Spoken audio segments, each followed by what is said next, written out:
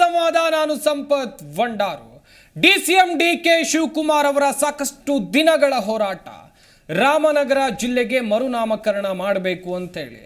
ಈ ಹೋರಾಟದಲ್ಲಿ DCM DK Shivakumar ಒಂದು ಮಟ್ಟಿಗೆ ಯಶಸ್ಸು ಕಂಡಿದ್ದಾರೆ. ಯಾಕಂತ ಹೇಳಿದ್ರೆ ರಾಮನಗರವನ್ನ ಬೆಂಗಳೂರಿಗೆ ಸೇರಿಸ್ತೀವಿ ಅನ್ನುವಂತ ಹಠಕ್ಕೆ ಬಿದ್ರು, ಶಪಥ ಮಾಡಿದ್ರು, ರಾಜಕೀಯವಾಗಿ ಘಟಾನುಘಟಿಗಳನ್ನ ಎದುರು ಹಾಕೊಂಡ್ರು. ಆದ್ರೂ ಕೂಡ ಬೆಂಗಳೂರು ದಕ್ಷಿಣ ಜಿಲ್ಲೆ ಅಂತ ಹೇಳಿ ಮರುನಾಮಕರಣ ಆಗಿದೆ. ಇದರಲ್ಲಿ ರಾಜಕೀಯ ಆರೋಪ ಪ್ರತ್ಯಾರೋಪಗಳು ಜೋರಾಗಿ ನಡೀತಾ ಇವೆ. ರಾಮನಗರ ಜಿಲ್ಲೆಯನ್ನ ಬೆಂಗಳೂರು ದಕ್ಷಿಣ ಜಿಲ್ಲೆಯಾಗಿ ಮರುನಾಮಕರಣ ಮಾಡೋದ್ರಿಂದ ಮುಂದೇನಾಗಬಹುದು, ಇದೇ ವಿಚಾರದ ಕುರಿತು ಇವತ್ತು ನಾವು ಚರ್ಚೆಯನ್ನು ನಡೆಸ್ತಾ ಹೋಗ್ತೀವಿ. ರಾಮನಗರ ಜಟಾಪಟಿ HDK DKC ಗ್ರೇಟರ್ ಫೈಟ್.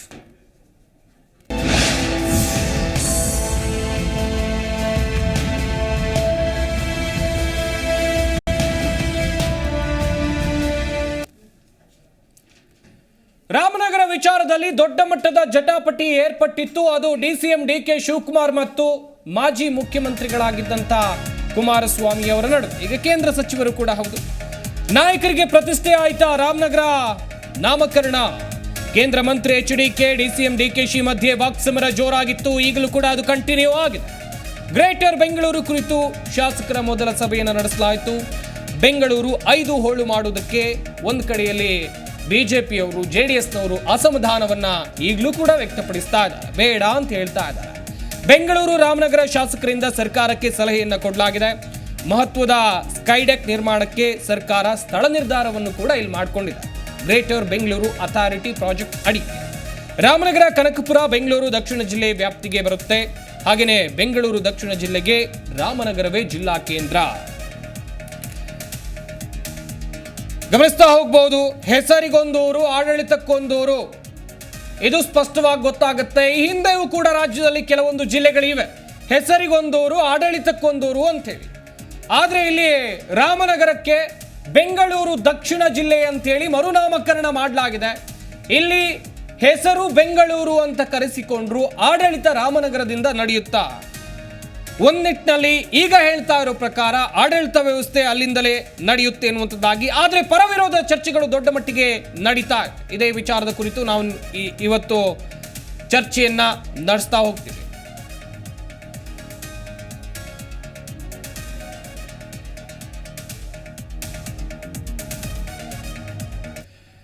ಇನ್ನೊಂದು ಕಡೆಯಲ್ಲಿ ರಾಜಕೀಯ ನಾಯಕರು ಇದೇ ವಿಚಾರವಾಗಿ ಮಾತನಾಡಿದ್ದಾರೆ, ಬನ್ನಿ ನೋಡೋಣ. ಇದಲ್ಲದೆ ಎಲ್ಲರೂ ಗ್ರಾಂಟ್ಸ್ ಕೇಳಿದ್ದಾರೆ, ಸ್ಪೆಷಲ್ ಗ್ರಾಂಟ್ಸ್ MLAಗಳೆಲ್ಲ ಕೇಳಿದ್ದಾರೆ, ಹಿಂದೆಲ್ಲ ಕೊಟ್ಟಿದ್ದೀವಿ ಅಂತ.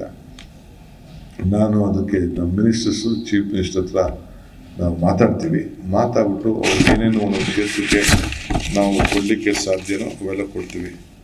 ಒಂದೇನಪ್ಪ ಅಂದರೆ ಎಲ್ಲರೂ ಕೂಡ ಭಾಳ ಸಂತೋಷದಿಂದ ಒಳ್ಳೊಳ್ಳೆ ಸಲಹೆಗಳನ್ನು, ಏಕೆಂದರೆ ಎಲ್ಲ 3 ಸತಿ 4 ಸತಿ 5 ಸತಿ 6 ಸತಿ 7 ಸತಿ 8 ಸತಿ ಗೆದ್ದಂಥ ಶಾಸಕರೆಲ್ಲ ಬೆಂಗಳೂರು ನಗರದಲ್ಲಿದ್ದಾರೆ. ಅವರೆಲ್ಲ ಕೂಡ ಭಾಳ ಅನುಭವದ ಮಾತುಗಳನ್ನು, ಅವ್ರಿಗಾಗ್ತಾ ಇದ್ದಂಥ ಸಮಸ್ಯೆಗಳನ್ನು ಏನು ಮಾಡ್ಬೋದು, ಯಾವ ರೀತಿ ರೆಕ್ಟಿಫೈ ಮಾಡ್ಬೋದು ಅಂತೇಳಿ ಭಾಳ ಬಿಚ್ಚಿ ಮನಸ್ಸಿನಿಂದ ಅವರೆಲ್ಲ ಕೊಟ್ಟಿದ್ದಾರೆ. ಸೊ ಅದಕ್ಕೆ ಬೆಂಗಳೂರನ್ನ ಮಾಡ್ತೀವಿ. ಆಮೇಲೆ ಬ್ರ್ಯಾಂಡ್ ಬೆಂಗಳೂರು ವಿಚಾರ ಸಂಬಂಧಪಟ್ಟದ್ದಲ್ಲಿ ಇವತ್ತು ಬ್ರ್ಯಾಂಡ್ ಬೆಂಗಳೂರು ಅಂತ ಏನು ಹೇಳ್ತಾರೆ, ಅದು ಹೆಸರಿಗೆ ಮಾತ್ರ ಉಳ್ಕೊಂಡಿದೆ. ಸೊ ಅದನ್ನು ನಾವು ಅನುದಾನದ ಕೊರತೆ ಇದೆ ಅಂತ ಹೇಳಿದಾಗ ಉಸ್ತುವಾರಿ ಸಚಿವರು DCM ಅವರು ಇವತ್ತು ಅದಕ್ಕೆ ಸಭೆಯನ್ನು ಕರೆದಿದ್ದಾರೆ. ಇವತ್ತು ನಮ್ಮ ಏನೇನು ಸಮಸ್ಯೆ ಇದೆ ಎಲ್ಲವನ್ನು ಕೂಡ ಹೇಳ್ತೀವಿ. ಕಳಸರಿ ಬಸವರಾಜ ಬೊಮ್ಮಾಯಿಯವರಿದ್ದಾಗ ಬಹುತೇಕ ಎಲ್ಲ ಶಾಸಕರು ಕೂಡ ಅನುದಾನವನ್ನು ಕೊಟ್ಟಿದ್ದಾರೆ. ಅದು ಅಂಕಿಅಂಶಗಳು ಕೂಡ ನಮ್ಮ ಹತ್ರ ಇದೆ. ಸೊ ಈ ಅನುದಾನದ ಇದರಲ್ಲಿ ಹೆಚ್ಚು ತಾರತಮ್ಯ ಮಾಡಬಾರ್ದು. ಅವ್ರು 100 ಕೋಟಿ ತಗೊಂಡು ನಮ್ಮೊಂದು 25 ಕೋಟಿ ಆದರೂ ಕೊಡಲಿ, ಅದರಲ್ಲೇ ನಮ್ಮದೇನು ಅಬ್ಜೆಕ್ಷನ್ ಇಲ್ಲ. ಆದರೆ ಶೂನ್ಯ ಮಾಡಿದ್ರೆ ಬೆಂಗಳೂರಿನ ಅಭಿವೃದ್ಧಿ ಕುಂಠಿತ ಆಗ್ತದೆ. ಈಗಾಗಲೇ ಜನಗಳು ಕೂಡ ನಮಗೆ ಶಾಪ ಆಗ್ತಾಯಿದ್ದಾರೆ, ಯಾರು ಇನ್ವೆಸ್ಟರ್ಸು ಬರ್ತಾಯಿಲ್ಲ. ಆ ದೃಷ್ಟಿಯಿಂದ ಪ್ರತಿ ವರ್ಷ ಏನು ಮುಖ್ಯಮಂತ್ರಿಗಳ ನಗರೋತ್ಥಾನದಲ್ಲಿ ದುಡ್ಡು ಕೊಡ್ತಾಯಿದ್ರು 6-7 ಸಾವಿರ ಕೋಟಿ ರೂಪಾಯಿ, ಅದು ಪ್ರತಿ ವರ್ಷ ಕೊಡತಕ್ಕಂಥ ಪದ್ಧತಿಯನ್ನು ಮುಂದುವರಿಸಬೇಕು.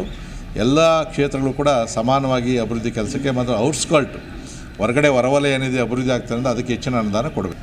ಬೆಂಗಳೂರು ಅಭಿವೃದ್ಧಿ ವಿಚಾರದ ಬಗ್ಗೆ ಬೆಂಗಳೂರು ಜನತೆಯ ಹಿತದೃಷ್ಟಿಯಿಂದ ನಾವೆಲ್ಲರೂ ಕೂಡ ಬೆಂಗಳೂರಿನ ಹಿತವನ್ನು ಕಾಯುವಂಥ ಕೆಲಸ ಖಂಡಿತವಾಗಿ ಮಾಡಬೇಕಾಗ್ತದೆ. ಅದರಲ್ಲಿ ಎರಡು ಮಾತಿಲ್ಲ. ಬೆಂಗಳೂರು ಇಡೀ ದೇಶದಲ್ಲೇ ಒಂದು ಪ್ರತಿಷ್ಠಿತ ನಗರ. ಹಾಗಾಗಿ ಅದಕ್ಕೆ ಹೆಚ್ಚು ಮಹತ್ವವನ್ನು ಕೊಡುವಂಥದ್ದು ಸರ್ಕಾರದ ಕರ್ತವ್ಯ, ನಮ್ಮೆಲ್ಲರ ಕರ್ತವ್ಯ ಕೂಡ. ಹಾಗಾಗಿ ಚರ್ಚೆ ಆಗಲಿ, ಚರ್ಚೆ ಆದಮೇಲೆ ಏನಲ್ಲಿ ನಡೀತದೆ ಅದನ್ನು ಕೂಡ ತಮಗೆ ವಿವರಣೆಯನ್ನು ಕೂಡ ಕೊಡ್ತೀವಿ. ಅಲ್ಲ, ಈಗ ನಾವು ಕೆಲವು ಸಲಹೆಗಳನ್ನು ಕೊಡ್ತೇವೆ. ಏನು 5 ಭಾಗ ಆಗೋದು ಬೇಡ, ಕೇಂದ್ರ ಸ್ಥಾನ ಮಾತ್ರ ಇರಲಿ, ಅಲ್ಲಿ ಚೀಫ್ ಕಮಿಷನರ್ ಇರಲಿ. ಇನ್ನು 4 ಇದಿದೆ, ಝೋನಲ್ಸ್ ಇದೆ. 4 ಝೋನ್ಗೆ 4 ಆಯುಕ್ತರನ್ನು ನೇಮಕ ಮಾಡಿ ಪವರ್ ಡೆಲಿಗೇಷನ್ ಮಾಡಿ ಅನ್ನೋದು ನಮ್ಮ ಒಂದು. ರಾಮನಗರಕ್ಕೆ ಮರುನಾಮಕರಣ ಮಾಡಿದ್ದಕ್ಕಾಗಿ ಪರವಿರೋಧ ಚರ್ಚೆಗಳು ನಡೀತಾ ಇವೆ. ಮುಂದಿನ ಹಂತದಲ್ಲಿ ಏನೆಲ್ಲ ಆಗಬಹುದು ಇದೇ ವಿಚಾರದ ಕುರಿತು ಚರ್ಚೆಯನ್ನ ಮಾಡ್ತಾ ಹೋಗ್ತೀವಿ. ನಮ್ಮ ಸ್ಟುಡಿಯೋದಲ್ಲಿ ಅತಿಥಿಗಳು ಕೂಡ ಜಾಯ್ನ್ ಆಗಿದ್ದಾರೆ. ಮೊದಲನೇದಾಗಿ ಕಾಂಗ್ರೆಸ್ನ ವಕ್ತಾರರಾಗಿರುವಂತಹ ದರ್ಶನ್ ಅವರು ನಮ್ಮ ಈ ಕಾರ್ಯಕ್ರಮದಲ್ಲಿದ್ದಾರೆ. ಸರ್ ನಮಸ್ಕಾರ, ಕಾರ್ಯಕ್ರಮಕ್ಕೆ ಸ್ವಾಗತ. ಹಾಗೆಯೇ JDS ವಕ್ತಾರರಾಗಿರುವಂತಹ ಸೈಯದ್ ತಸ್ಲೀಂ ಅವರು ಕೂಡ ನಮ್ಮ ಈ ಕಾರ್ಯಕ್ರಮದಲ್ಲಿದ್ದಾರೆ. ಸರ್ ನಮಸ್ಕಾರ, ಕಾರ್ಯಕ್ರಮಕ್ಕೆ ಸ್ವಾಗತ. ಹಾಗೆಯೇ ಆಪ್ ವಕ್ತಾರರಾಗಿರುವಂತಹ ಉಮೇಶ್ ಯಾದವ್ ಅವರು ಕೂಡ ನಮ್ಮ ಈ ಕಾರ್ಯಕ್ರಮದಲ್ಲಿದ್ದಾರೆ. ಸರ್ ನಮಸ್ಕಾರ, ಕಾರ್ಯಕ್ರಮಕ್ಕೆ ಸ್ವಾಗತ. ಹಾಗೆಯೇ ಬಿಜೆಪಿ ವಕ್ತಾರರಾಗಿರುವಂತಹ ದಿಲೀಪ್ ಗೌಡ್ರು ಕೂಡ ನಮ್ಮ ಈ ಕಾರ್ಯಕ್ರಮದಲ್ಲಿದ್ದಾರೆ. ನಮಸ್ಕಾರ, ಕಾರ್ಯಕ್ರಮಕ್ಕೆ ಸ್ವಾಗತ. ದರ್ಶನ್ ಸರ್, ನಿಮ್ಮಿಂದಲೇ ಆರಂಭಿಸ್ತೀನಿ.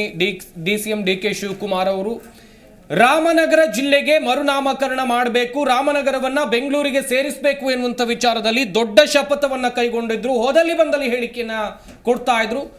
ಕೊನೆಗೂ ಅವರು ಕೈಗೊಂಡಂತ ಸಂಕಲ್ಪದಲ್ಲಿ ಯಶಸ್ಸು ಕಂಡಿದ್ದಾರೆ ಎನ್ನುವಂಥದ್ದು ಒಂದು ಹಂತಕ್ಕೆ ಗೊತ್ತಾಗ್ತಾ ಇದೆ. ಅನಿವಾರ್ಯತೆ ಇತ್ತ ಸರ್ ರಾಮನಗರವನ್ನ ಬೆಂಗಳೂರಿಗೆ ಸೇರಿಸುವಂಥದ್ದು ಅಥವಾ ಮರುನಾಮಕರಣ ಮಾಡುವಂಥದ್ದು? ನೋಡಿ, ಬೆಂಗಳೂರು ಅನ್ನುವಂಥ ಹೆಸರು ಆ ಒಂದು ಈಗೇನು ರಾಮನಗರ ಅಂತ ಕರಿತೀವಿ, ಅದರ ಹಿಂದಿನ ಹೆಸರು ಇದ್ದಿದ್ದೆ ಬೆಂಗಳೂರು ಗ್ರಾಮಾಂತರ ಅಂತೇಳಿ. ಆ ಒಂದು ಹೆಸರಿನಲ್ಲೇ ಯಾರು ಕುಮಾರಸ್ವಾಮಿ ಅವರು CM ಆಗಿದ್ರು. ಆ ಒಂದು ಹೆಸರಿದ್ದಾಗಲೇ ದೇವೇಗೌಡರು ಅಲ್ಲಿಂದ ಸಂಸದರಾಗಿ ಬಂದಿರತಕ್ಕಂಥದ್ದು. ಬೆಂಗಳೂರು ಅನ್ನೋ ಒಂದು ಹೆಸರಿನ ಜೊತೆಗೆ ಆ ಒಂದು ಜನತೆಗೆ ಒಂದು ಭಾವನಾತ್ಮಕ ಸಂಬಂಧ ಇರತಕ್ಕಂಥದ್ದು. ಬಹಳ ಮುಖ್ಯವಾಗಿ ನಾವು ಯೋಚನೆ ಮಾಡಬೇಕು ಅಂತಂದ್ರೆ, ಇಡೀ ಬೆಂಗಳೂರನ್ನ ಕಟ್ಟಿರ್ತಕ್ಕಂಥ ಕೆಂಪೇಗೌಡರ ಮೂಲ ಸ್ಥಳನೇ ಮಾಗಡಿ.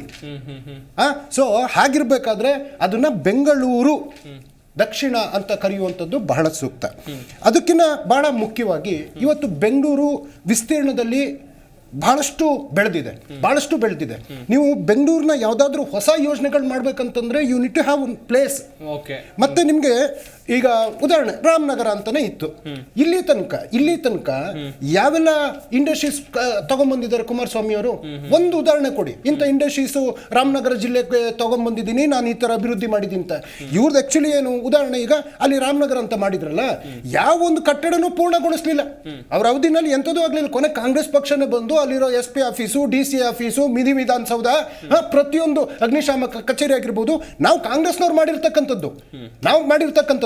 ಈಗ ಬಿಜೆಪಿ ಅವ್ರದ್ದೊಂದು ವಾದ ಇದೆ, ರಾಮನಗರ ಅನ್ನೋ ಊರಿನ ಹೆಸರು ಇದ್ದೇ ಇರ್ತದೆ, ಅದೆಲ್ಲೂ ಹೋಗಲ್ಲ, ಆ ತೌಲಕ್ ಹಂಗೆ ಇರ್ತದೆ. ಆದ್ರೆ ಜಿಲ್ಲೆಯ ಹೆಸರನ್ನ ಬೆಂಗಳೂರು ದಕ್ಷಿಣ ಅಂತ ಮಾಡುವ ಮುಖೇನ ಬಹಳಷ್ಟು ಇನ್ನ ಹೊಸದಾಗಿ ಬರ್ತಕ್ಕಂಥ ವಿದೇಶಿ ಹೂಡಿಕೆಗಳಾಗಿರ್ಬೋದು, ಅಲ್ಲಿ ಒಂದು ಇಂಟರ್ನ್ಯಾಷನಲ್ ಏರ್ಪೋರ್ಟ್ ಆಗಿರ್ಬೋದು, ಒಂದು ಯೂನಿವರ್ಸಿಟಿ ಆಗಿರ್ಬೋದು, ಅಥವಾ ಕೃಷಿ ಯೂನಿವರ್ಸಿಟಿ ಆಗಿರ್ಬೋದು, ಅಥವಾ ಅಲ್ಲಿ ಮೂಲಭೂತ ಸೌಕರ್ಯಗಳ ಒಂದು ಅಭಿವೃದ್ಧಿ ಆಗಿರ್ಬೋದು, ಮತ್ತೆ ಅಲ್ಲಿ ಜಾಬ್ ಕ್ರಿಯೇಟ್ ಆಗೋದಕ್ಕೆ ಇವತ್ತು ಎಲ್ಲ ಸುತ್ತಮುತ್ತ ಏನೇನಿದೆ ಎಲ್ಲರೂ ಇವತ್ತು ಬೆಂಗಳೂರಿನ ಅವಲಂಬಿತರಾಗಿದ್ದಾರೆ ಉದ್ಯೋಗಗಳಿಗೆ. ಹೊಸ ಉದ್ಯೋಗಗಳು ಅವರಿದ್ದಲ್ಲಿ ಅವರೂರಲ್ಲೇ ಉದ್ಯೋಗ ಸಿಗುವಂಥದ್ದು. ಎಲ್ಲದಕ್ಕೂ ಮುಖ್ಯವಾಗಿ ಇದೊಂದು ಭಾವನಾತ್ಮಕವಾದಂಥ ವಿಚಾರ. ಸೊ ಹಾಗಾಗಿ ಈ ಒಂದು ನಿರ್ಧಾರಕ್ಕೆ ಒಬ್ಬ ಕಾಂಗ್ರೆಸ್ ವಕ್ತಾರನಾಗಿ ಬಹಳ ಹೆಮ್ಮೆಯಿಂದ ಇದನ್ನ ಸ್ವಾಗತ ಮಾಡ್ತಾರೆ. ಸೈಯದ್ ತಸ್ಲೀಂ ಅವರೇ, ನಿಮ್ಮ ಪಕ್ಷದ ವರಿಷ್ಠರು ಕುಮಾರಸ್ವಾಮಿ ಆಗಿರಬಹುದು, ದೇವೇಗೌಡರಾಗಿರ್ಬೋದು, ಕುಮಾರಸ್ವಾಮಿ ಅವರು ರಾಮನಗರ ಚನ್ನಪಟ್ಟಣದಿಂದಲೇ ಸ್ಪರ್ಧೆಯನ್ನು ಮಾಡಿ ರಾಜ್ಯದ ಮುಖ್ಯಮಂತ್ರಿ ಆದವರು, ಇನ್ನೊಂದು ಕಡೆಯಲ್ಲಿ ಮಾಜಿ ಪ್ರಧಾನಿ ದೇವೇಗೌಡರು ಅಲ್ಲಿಂದಲೇ ಸಂಸದರಾದವರು. ರಾಜಕೀಯವಾಗಿ ಹೊಸ ಹುರುಪನ್ನ ರಾಮನಗರ ಜಿಲ್ಲೆ ನಿಮ್ಗೆ ಕೊಟ್ಟಿತ್ತು, ಭಾರಿ ವಿರೋಧವನ್ನು ವ್ಯಕ್ತಪಡಿಸಿದ್ರಿ. ಈಗ ಅಂತೂ ಇಂತೂ ಬದಲಾವಣೆ ಮಾಡಿದ್ದಾರೆ, ಏನು ಹೇಳ್ತೀರಾ ಇದ್ರ ಬಗ್ಗೆ? ಮೊದಲಾಗಿ ಇವಾಗ ನಮ್ಮ ಫ್ರೆಂಡು ಹೇಳಿದ್ರು, actually it is not Bangalore ruler from right ನಾವು. ಈ ನಮಗೆ ಸ್ವಾತಂತ್ರ್ಯ ಸಿಕ್ಕಿದ ನಂತರ 2ನೇ ಮುಖ್ಯಮಂತ್ರಿ ಆದ ಸನ್ಮಾನ್ಯ ಕೆನಗಲ್ ಹನುಮಂತಯ್ಯನವರು 1952 ರಾಮನಗರ ಅಂತ ಹೆಸರು ಕೊಟ್ಟಿರೋದು. ಆಯಿತಾ, ಒಂದು ಇವಾಗ ಏನೇನೋ ಹೇಳಿದ್ರು, ಬೆಂಗಳೂರನ್ನ ಸೇರಿಸ್ಕೊಂಡು ಈಗ ಆಲ್ರೆಡಿ ಇರೋ ಬೆಂಗಳೂರೇ ಎಕ್ಕುಟ್ಟೋಗಿದೆ. ಬ್ರ್ಯಾಂಡ್ ಬೆಂಗಳೂರು ಹೋಗಿದ್ದು ಬ್ಯಾಂಡ್ ಬೆಂಗಳೂರಾಗಿ ಹೋಗಿದೆ. ಬ್ಯಾಂಡ್ ಆರಿಸ್ಬಿಟ್ಟಿದ್ದಾರೆ ಇವರು. ಎಲ್ಲಂದ್ರೆ ಅಲ್ಲಿ ಕಸ, ಎಲ್ಲಂದ್ರೆ ಅಲ್ಲಿ ಗುಂಡಿಗಳು, ಒಂದು ರಸ್ತೆ ಸರಿ ಇಲ್ಲ, ಒಂದು ರೋಡ್ ಸರಿ ಇಲ್ಲ, ಯಾವುದು ಒಂದು ಕೆಲಸ ಪೂರ್ಣ ಆಗಿಲ್ಲ. ಈ 1.5 ವರ್ಷದಿಂದ ಇವ್ರು ಏನು ಮಾಡಿಲ್ಲ. ಮೊದಲು ಇದೇ ಸರಿಯಾಗಿ ಮಾಡಿಲ್ಲ, ಇನ್ನು ಅದನ್ನು ಸೇರಿಸ್ಕೊಂಡು ಇನ್ನೇನು ಮಾಡೋಕೆ ಹಾಳು ಮಾಡೋಕೆ ಹೊಂಟಿದ್ದಾರೆ. ಅದು ಬೇರೆ ಏನಿಲ್ಲ, ಅಭಿವೃದ್ಧಿ ಆಗಲ್ಲ. ಒಂದು ಇನ್ನೊಂದು ಇವಾಗ ಇವರು ಇನ್ಫ್ರಾಸ್ಟ್ರಕ್ಚರ್ ಅದು ಇದು ಹೇಳಿದ್ರು. ರಾಮನಗರ ದಕ್ಷಿಣಕ್ಕೆ ಸೇರಿಸ್ದಂಗೆ ಹಂಗೆ ಮಾಡೋಕ್ಕಾಗಲ್ವಾ? Why can't you do that? ಅಂದರೆ ಬೆಂಗಳೂರಿಗೆ ಸೇರಿಸ್ಕೊಂಡೆ ಅದು ಹಾಳು ಮಾಡಬೇಕಾ? ಅದು ಸಪ್ರೇಟಾಗಿ ಅದು ತಾಲೂಕು ಅಲ್ಲೇ ಅಭಿವೃದ್ಧಿ ಮಾಡ್ಬೋದಲ್ಲ. ಈಗ ಆಲ್ರೆಡಿ ಬ್ಯಾಂಗ್ಳೂರು ಜಾಮ್ ಪ್ಯಾಕ್ ಆಗೋಗಿದೆ, ಇಲ್ಲಿ ಜಾಗ ಇಲ್ಲ ಓಡಾಡೋಕ್ಕೆ. ಟ್ರಾಫಿಕ್ಗಳು ನೋಡಿ, ಇವಾಗ ನಾನು ಅಲ್ಲಿಂದ ಇಲ್ಲಿಗೆ ಬರಬೇಕಂದ್ರೆ ಬೇರೆ ಲೆಕ್ಕದ ಪ್ರಕಾರ 5 ರಿಂದ 10 ನಿಮಿಷ ಆಗಬೇಕು, ನನಗೆ 40 ನಿಮಿಷ 1 ಅವರ್ ಆಗುತ್ತೆ. ಈ ರೀತಿ ಟ್ರಾಫಿಕ್ ಜಾಮ್ ಇದೆ. ಮತ್ತೆ ತೊಗೊಂಡು ಬಂದು ಅದನ್ನು ಸೇರಿಸ್ಕೊಂಡು ಇಲ್ದಿರೋದು ಬಲ್ದಿರೋದೆಲ್ಲ ಮಾಡೋದು. ಈಗ ಆಲ್ರೆಡಿ 180 ಕೌನ್ಸಿಲರ್ ಸೀಟ್ ಇದ್ದಿದ್ದು 200 ಚಿಲ್ಲರೆ ಮಾಡಿಬಿಟ್ಟು ಅದು ಎಲೆಕ್ಷನ್ ಮಾಡೋಕ್ಕೆ ಯೋಗ್ಯತೆ ಇಲ್ಲ. ಇವಾಗ 400 ಸೀಟ್ ಮಾಡಿ ಅದನ್ನು ಹಾಳು ಮಾಡಿ 5 ಮೇಯರ್ಗಳು ಮಾಡಿ ಅದಕ್ಕೆ ಎಲ್ಲಿಂದ ತರ್ತೀರಿ? ಇವಾಗ ಪ್ರತಿಯೊಂದಕ್ಕೊಂದು ಕಮಿಷನರ್ ಅಂತ ಬೇಕು. IAS ಆಫೀಸರ್ಸ್ ಎಷ್ಟು ಜನ ಇದ್ದಾರೆ ನಿಮ್ಮಲ್ಲಿ? ಆಯಿತಾ? ಇದೇ ಡೆವಲಪ್ಮೆಂಟು ಇದಕ್ಕೆ ಸೇರಿಸ್ದಂಗೆ ಇನ್ನೊಂದು ವಿಚಾರ ಇವ್ರು ಹೇಳಿದ್ರು, ಮಾಗಡಿ ಕೆಂಪೇಗೌಡರು ಬೆಂಗಳೂರು ಸೃಷ್ಟಿ ಮಾಡಿದ್ರು, ಅದರ ಬಗ್ಗೆ ಏನು ಮಾತಾಡೋಂಗಿಲ್ಲ, ಎರಡನೇ ಮಾತಿಲ್ಲ. Okay, what is the distance to Ramanagara and Magadi? ಎಷ್ಟಿದೆ? ಮಾಗಡಿಗಿನ್ನ ನೀವು ಬೆಂಗಳೂರು ಸೇರಿಸಿಲ್ವಲ್ಲ, ಯಾಕೆ? ಬೆಂಗಳೂರು ಸೇರಿಸಿ. ಕೆಂಪೇಗೌಡರು ಈ ನಮ್ಮ ಬೆಂಗಳೂರು ಫೌಂಡೇಶನ್ ಆಗಿದವರು ಅಂಥ ಊರಿಗಿನ್ನ ನೀವು ಬೆಂಗಳೂರು ಸೇರಿಸಿಲ್ಲ. ರಾಮನಗರಕ್ಕೆ ಯಾಕೆ? ರಾಮನಗರ ಮೇಲೆ ಯಾಕೆ ನಿಮ್ಗೆ ಅಷ್ಟೊಂದು ಒಲವು? ಚಿಂತಾಮಣಿ ಇದೆ, ಕೋಲಾರ ಇದೆ, ಪಕ್ಕದಲ್ಲಿ ತುಮಕೂರು ಇದೆ, ಆಮೇಲೆ ಈ ಕಡೆ ಹೋದ್ರೆ ಚಿಕ್ಕಬಳ್ಳಾಪುರ, ದೊಡ್ಡಬಳ್ಳಾಪುರ ಇದೆ. ಸೇರಿಸಿ, ಯಾರು ಬೇಡ ಅಂದ್ರು. Airport international sir, international airport ಅಂದ್ರೆ ಏನು? ಶಟಲ್ ಬಸ್ ಸ್ಟ್ಯಾಂಡ್ ಅನ್ಕೊಂಡ್ರ? ಬೆಂಗಳೂರಲ್ಲಿ ಆಲ್ರೆಡಿ ಒಂದು ಇಂಟರ್ನ್ಯಾಷನಲ್ ಏರ್ಪೋರ್ಟ್ ಇದೆ. ಇಲ್ಲಿಂದ 50 ಕಿಲೋಮೀಟರ್ ಮತ್ತೆ ಒಂದು ಇಂಟರ್ನ್ಯಾಷನಲ್ ಏರ್ಪೋರ್ಟ್, ಇನ್ನೊಂದು ಇವಾಗ ನಾವು ಇವಾಗ ಮಂಡ್ಯದಲ್ಲಿ ಒಂದು ಮಾಡ್ತೀವಿ. ಏನು ಮನ್ಸಲ್ಲಿ ಬಂದಂಗ ಜಾಗ ಖರೀದಿ ಮಾಡೋಕ್ಕೆ ದುಡ್ಡಿಯಲ್ಲಿಂದ ಬರಬೇಕು ಅಂದ್ರೆ ಈ ರಾಜ್ಯಕ್ಕೆ ಏನು ಮಾಡ್ಬೇಕು ಅನ್ಕೊಂಡಿದ್ದೀರಿ? ಈ ರಾಜ್ಯದ ಜನರಿಗೆ ಏನು ಮಾಡ್ಕೋಬೇಕಂತ ಇದ್ದೀರಿ? ಒಟ್ಟರಲ್ಲಿ ಇದು ಅಭಿವೃದ್ಧಿ ಮಾಡೋಕ್ಕಲ್ಲ, ಸ್ವಾರ್ಥಕ್ಕೋಸ್ಕರ ಮಾಡ್ತಿರೋ ಕೆಲಸ ಇದು. ಅವ್ರವ್ರದ್ದು ಜಮೀನುಗಳು 100 1000 ಎಕರೆ ಜಮೀನುಗಳಿದಾವೆ. ಬೆಂಗಳೂರು ಸೇರಿಸಿದ ತಕ್ಷಣ ಬೆಲೆ ಚೇಂಜ್ ಆಗುತ್ತೆ. ಇವಾಗ ಅಲ್ಲಿರೋ ರೈತರು ಎಲ್ಲಿ ಹೋಗ್ಬೇಕು? ಇವಾಗ ಬೆಲೆ ಬಂದ್ರೆ ಇವಾಗ ಎಕರೆ ಲೆಕ್ಕದಲ್ಲಿ ಇರೋದು ಸ್ಕ್ವೇರ್ ಫೀಟ್ ಲೆಕ್ಕಕ್ಕೆ ಬರುತ್ತೆ. ಕೊಂಡ್ಕೊಳ್ಳೋರು ಯಾರು? ನೀವು ಕೊಂಡ್ಕೊಂಡ್ಬಿಡ್ತೀರಾ? ಇಲ್ಲ ಅಲ್ಲಿ ನಮ್ಮ MLA ಆಗಿದಾರಲ್ಲ ನಾಸೀರ್ ಹುಸೇನ್ ಅವರು, ಅವ್ರು ಕೊಂಡ್ಕೊಂಡ್ಬಿಡ್ತಾರ? ಇವಾಗ ಎಲ್ಲಿ ಬೇರೆ ಬಾಂಬೆಯಿಂದಾನೋ ಗುಜರಾತಿಂದಾನೋ ಬೇರೆ ಕಡೆಯಿಂದ ಬಂದು ಕೊಂಡ್ಕೋಬೇಕು. ಇವಾಗ ಅಲ್ಲಿರೋ ರೈತರಿಗೆ ಸರ್ವನಾಂಶ ಮಾಡಿಬಿಟ್ಟು ಅವ್ರಿಗೆ ರೈತರ ಉದ್ಯೋಗ ಬಿಟ್ಟಾಕ್ಬಿಟ್ಟು ಬೇರೆ ಏನಾದರೂ ಮಾಡಕ್ಕೆ ನೀವು ಮಾಡ್ತೀರಿ. ಉಮೇಶ್ ಯಾದವ್ ಅವರೇ, ಇನ್ನೊಂದು ಕಡೆಯಲ್ಲಿ ಜಟಾಪಟಿ ದೊಡ್ಡ ಮಟ್ಟಕ್ಕೆ ನಡೆದಿತ್ತು. ಇದು ಕೆಲವೊಂದು ಕಡೆಯಲ್ಲಿ ನೋಡ್ತಾ ಹೋಗೋದಾದ್ರೆ ವೈಯಕ್ತಿಕ ಹಿತದೃಷ್ಟಿಯಿಂದ ಹೆಸರು ಬದಲಾವಣೆ ಮಾಡಿದ್ದಾರೆ ಬೆಂಗಳೂರು ದಕ್ಷಿಣ ಜಿಲ್ಲೆ ಅಂತೇಳಿ. ನೀವೇನು ಹೇಳ್ತೀರಾ? ನಿಮ್ಮ ಪಕ್ಷದ ವತಿಯಿಂದ ರಿಯಾಕ್ಷನ್ ಏನು? ನಮ್ಮ ಪಕ್ಷದ ವತಿಯಿಂದ ನಾವೇನು ರಿಯಾಕ್ಷನ್ ಮಾಡಬೇಕು ಅಂದರೆ, ನೋಡಿ, ಕುಮಾರಸ್ವಾಮಿ ಅವ್ರು ಬಂದರು, ರಾಮನಗರ ಇದ್ದಿದ್ದು ರಾಮನಗರ ಜಿಲ್ಲೆ ಮಾಡಿದ್ರು. DK ಶಿವಕುಮಾರ್ ಅವರು ಬರ್ತಾರೆ, ಈಗ ರಾಮನಗರ ಜಿಲ್ಲೆ ಇರೋದನ್ನ ಬೆಂಗಳೂರು ದಕ್ಷಿಣ ಅಂತ ಮಾಡ್ತಾ ಇದ್ದಾರೆ. ಅಲ್ಲಿನ ಜನರ ಮನಸ್ಥಿತಿ ಪರಿಸ್ಥಿತಿನ ನಾವು ಅರ್ಥ ಮಾಡ್ಕೊಬೇಕು, ವಿಷಯ. ಮತ್ತೆ ಅವ್ರು ಹೇಳ್ತಾರೆ ಇನ್ಫ್ರಾಸ್ಟ್ರಕ್ಚರ್ ಡೆವಲಪ್ಮೆಂಟ್ ಅಂತ. ಇನ್ಫ್ರಾಸ್ಟ್ರಕ್ಚರ್ ಇಲ್ಲೇ ಡೆವಲಪ್ ಮಾಡಿ, ಇನ್ನೂ ಮಾಡೋವಂಥ ತುಂಬಾ ಇದೆ. ದವಾಸ್ಪೇಟೆ ಇದೆ, ತುಮಕೂರು ಇದೆ, ಇಂಡಸ್ಟ್ರಿಯಲ್ ಏರಿಯಾ ಇದೆ, ಇಂಡಸ್ಟ್ರಿಯಲ್ ಕಾರಿಡಾರ್ಸ್ ಇದೆ. ಇರೋ ಕಾರಿಡಾರ್ಸ್ನ ಡೆವಲಪ್ ಮಾಡಿ ಫಸ್ಟ್. ಹೊಸ ಒಂದು ವಿಚಾರನ ತಗೊಂಡು ಹೋಗ್ತಾ ಇರೋದು ಏನಕ್ಕೆ ಅಂದ್ರೆ ರಿಯಲ್ ಎಸ್ಟೇಟ್ ಮಾಫಿಯಾ. ಏನಕ್ಕೆ ಅಂದ್ರೆ ಈಗ ಅವ್ರಿಗೆ ಗೊತ್ತಿದೆ ನೆಕ್ಸ್ಟ್ ಡೆವಲಪ್ ಮಾಡ್ಬೇಕಾಗಿರೋಂಥ ಏರಿಯಾ ನಾವು ಯಾವುದು, ಎಲ್ಲಿ ಯಾವ್ದಾದ್ರು ಒಂದು ಜಿಲ್ಲೆ ತಗೊಂಡ ಆ ಜಿಲ್ಲೆಯಲ್ಲಿರುವಂಥ ರಿಯಲ್ ಎಸ್ಟೇಟ್ ಮಾಫಿಯಾನ ಡೆವಲಪ್ ಮಾಡೋಣ. ಹಾಗಾಗಿ ಮುಂಚೆನೆ ಪ್ರೀ ಪ್ಲಾನ್ ಮಾಡಿ ಅವರೆಲ್ಲರೂ, ನಾಟ್ ಓನ್ಲಿ ಕಾಂಗ್ರೆಸ್, BJP ಆಗಿರ್ಬೋದು, JDS ಆಗಿರ್ಬೋದು, ಕಾಂಗ್ರೆಸ್, ನಮ್ಮ ಪಾರ್ಟಿ ಇನ್ನ ನಾವು ಅಂತ ಎಲ್ಲ ಲೆಕ್ಕಕ್ಕಲ್ಲ. ನೋಡಿ, ಅಂತ ಎಲ್ಲ ದುರುದ್ದೇಶಕ್ಕೆ ನಾವು ಕೈ ಹಾಕಿಲ್ಲ. ಏನಕ್ಕೆ ಅಂದ್ರೆ ಸ್ಟಾರ್ಟ್ ಆಗುತ್ತೆ ಸರ್, ರಾಜಕೀಯ ಮಾಡೋಕಂತಲ್ವಾ ಸರ್? ಆಡಳಿತ ಮಾಡ್ಬೇಕು ಅಂತಲ್ವಾ ಸರ್? ಆಡಳಿತ ಮಾಡ್ಬೇಕು. ಏನಕ್ಕೆ ಅಂದ್ರೆ ಆಡಳಿತ ಮಾಡ್ಬೇಕು, ಜನರ ಒಂದು ದೇವೋದ್ದೇಶಕ್ಕೋಸ್ಕರ ಮಾಡ್ಬೇಕು ಆಡಳಿತ. ಈ ತರ ರಿಯಲ್ ಎಸ್ಟೇಟ್ ಮಾಫಿಯಾಗೆ ಮತ್ತೆ ಅವರ ಇದಕ್ಕೋಸ್ಕರ ಮಾಡ್ಬೇಕಾಗಿರೋಂಥ ಆಡಳಿತ ಅಲ್ಲ. ಈಗ ಮಾಡ್ತಾ ಇರೋ ಆಡಳಿತ JDS ಆಗ್ಲಿ, ಬಿಜೆಪಿ ಕಾಂಗ್ರೆಸ್ ಆಗ್ಲಿ, ಮೂರು ಒಂದೇ. 3 ಜನನು ಮಾಡ್ತಾ ಇರೋದು ಅಂತದೇ. ಸರ್ ನೆಕ್ಸ್ಟ್ ಈಗ ಚನ್ನಪಟ್ಟಣದಲ್ಲಿ ಬೈ ಎಲೆಕ್ಷನ್ ಇದೆ, ನಿಮ್ದೊಂದು ಕ್ಯಾಂಡಿಡೇಟ್ ಹಾಕ್ಬೋದಲ್ಲ? ನಾವು ಡೆಫಿನೆಟ್ಲಿ ಆಗ್ತೀವಿ ಚನ್ನಪಟ್ಟಣದಲ್ಲಿ ಕ್ಯಾಂಡಿಡೇಟ್. ಏನಕ್ಕೆ ಅಂದ್ರೆ ನಮ್ಮ ಆಲ್ರೆಡಿ ಪಾರ್ಲಿಮೆಂಟ್ ಒಂದ್ ನಿಮಿಷ ನೋಡಿ ಚನ್ನಪಟ್ಟಣದಲ್ಲಿ ಕ್ಯಾಂಡಿಡೇಟ್ ಚನ್ನಪಟ್ಟಣಲ್ಲೂ ಕ್ಯಾಂಡಿಡೇಟ್ ಆಗ್ತೀವಿ. ಏನಕ್ಕೆ ಅಂದ್ರೆ ಆಲ್ರೆಡಿ ಡಿಸ್ಕಷನ್ ನಡೀತಾ ಇದೆ. ಫಸ್ಟ್ ಅದಕ್ಕಿಂತ ಮುಂಚೆ ನಾನು ಒಂದು JDS ಗೂ ಮತ್ತೆ ಬಿಜೆಪಿಗೂ ಒಂದು ಪ್ರಶ್ನೆ ಇದು ಚನ್ನಪಟ್ಟಣ ಅಲ್ಲಿ ಕೋalition ಬೇಕಾಗಿದೆ, ನಿಮ್ಗೆ ಶಕ್ತಿ ಇಲ್ವಾ?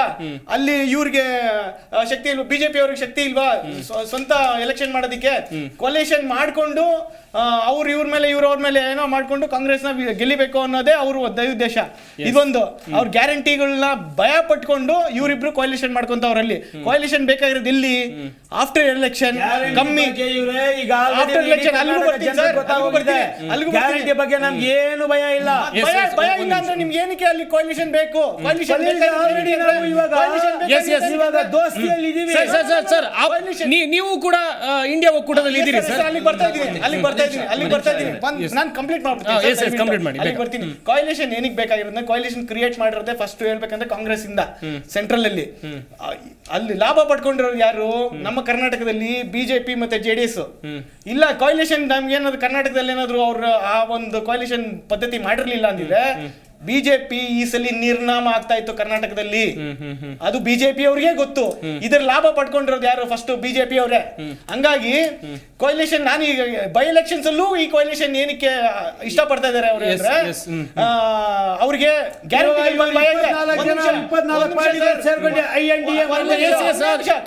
ಇಂಡಿಯಾ ಒಕ್ಕೂಟದವರು ಕರ್ನಾಟಕದಲ್ಲಿ ಒಂದ್ ಸೀಟ್ ಕೊಡ್ಬೋದಿತ್ತಲ್ಲ ಸರ್ ಆಪ್ಗೆ? ಕೊಡ್ಬೋದಿತ್ತು. ಯಾಕೆ ಕೊಟ್ಟಿಲ್ಲ? ದಿಲೀಪ್ ಗೌಡ್ರೆ ಅವರು ನಮ್ಮ ಸಹವಕ್ತಾರ ಹೇಳ್ತಾ ಇದ್ದಾರೆ ಸಮ್ಮಿಶ್ರ ಯಾಕೆ ಬೇಕಾಗಿತ್ತು ಬಿಜೆಪಿ ಮತ್ತೆ JDSಗೆ ಅಂತನ. ಸರ್ ಇವ್ರಿಗೆ ಕರ್ನಾಟಕದ ವಿಚಾರವಾಗಿ ಮಾತಾಡೋ ನೈತಿಕತೆ ಆಮ್ ಆದ್ಮಿ ಪಾರ್ಟಿಗೆ ಅವಶ್ಯಕತೆ ಇಲ್ಲ.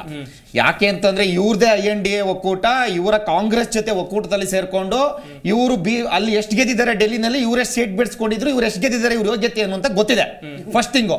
ಸೆಕೆಂಡ್ ಥಿಂಗು, ಇವ್ರು ಒಂದೇ ಒಂದು ಸೀಟ್ ಬಿಡಿಸ್ಕೊಳಕ್ಕಾಗಿಲ್ಲ 28 ಕ್ಷೇತ್ರದಲ್ಲಿ ಕಾಂಗ್ರೆಸ್ ಜೊತೆ ಇವ್ರ INDA ಒಕ್ಕೂಟದಲ್ಲಿ ಸೇರ್ಕೊಂಡು ಒಂದು ಸೀಟನ್ನು ಸಹ MP ಸೀಟ್ ಬಿಡ್ಕೊಂಡು ಕೊಟ್ಟಿಲ್ಲ.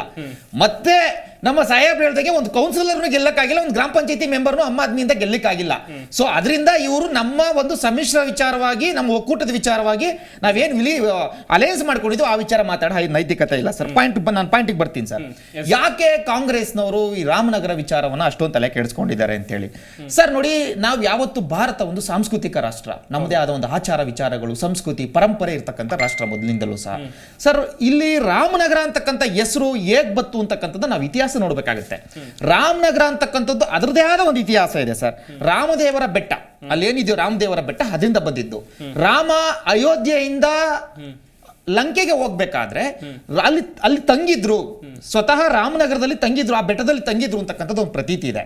ಸ್ವತಃ ವಿಶ್ವಕರ್ಮರು ಒಂದು ಮೂರ್ತಿಯನ್ನ ಕೆತ್ತನೆ ಮಾಡಿ ಆ ಮೂರ್ತಿಯನ್ನ ಇದಕ್ಕೆ ಅಂಜನಾದ್ರಿ ಬೆಟ್ಟಕ್ಕೆ ತೆಗೆದುಕೊಂಡು ಹೋಗ್ಬೇಕಾದ್ರೆ ಸೂರ್ಯ ಮುಳುಗುವ ಮುಂಚೆ ತೆಗೆದುಕೊಂಡು ಹೋಗ್ಬೇಕು ಅಂತ ಹೊರಟಾಗ ಸೂರ್ಯ ಮುಳುಗೋದ ಕಾರಣ ಅಲ್ಲಿ ಪ್ರತಿಷ್ಠಾಪನೆ ಆಯಿತು ಅಂತಕ್ಕಂಥದ್ದು ಪ್ರತೀತಿ.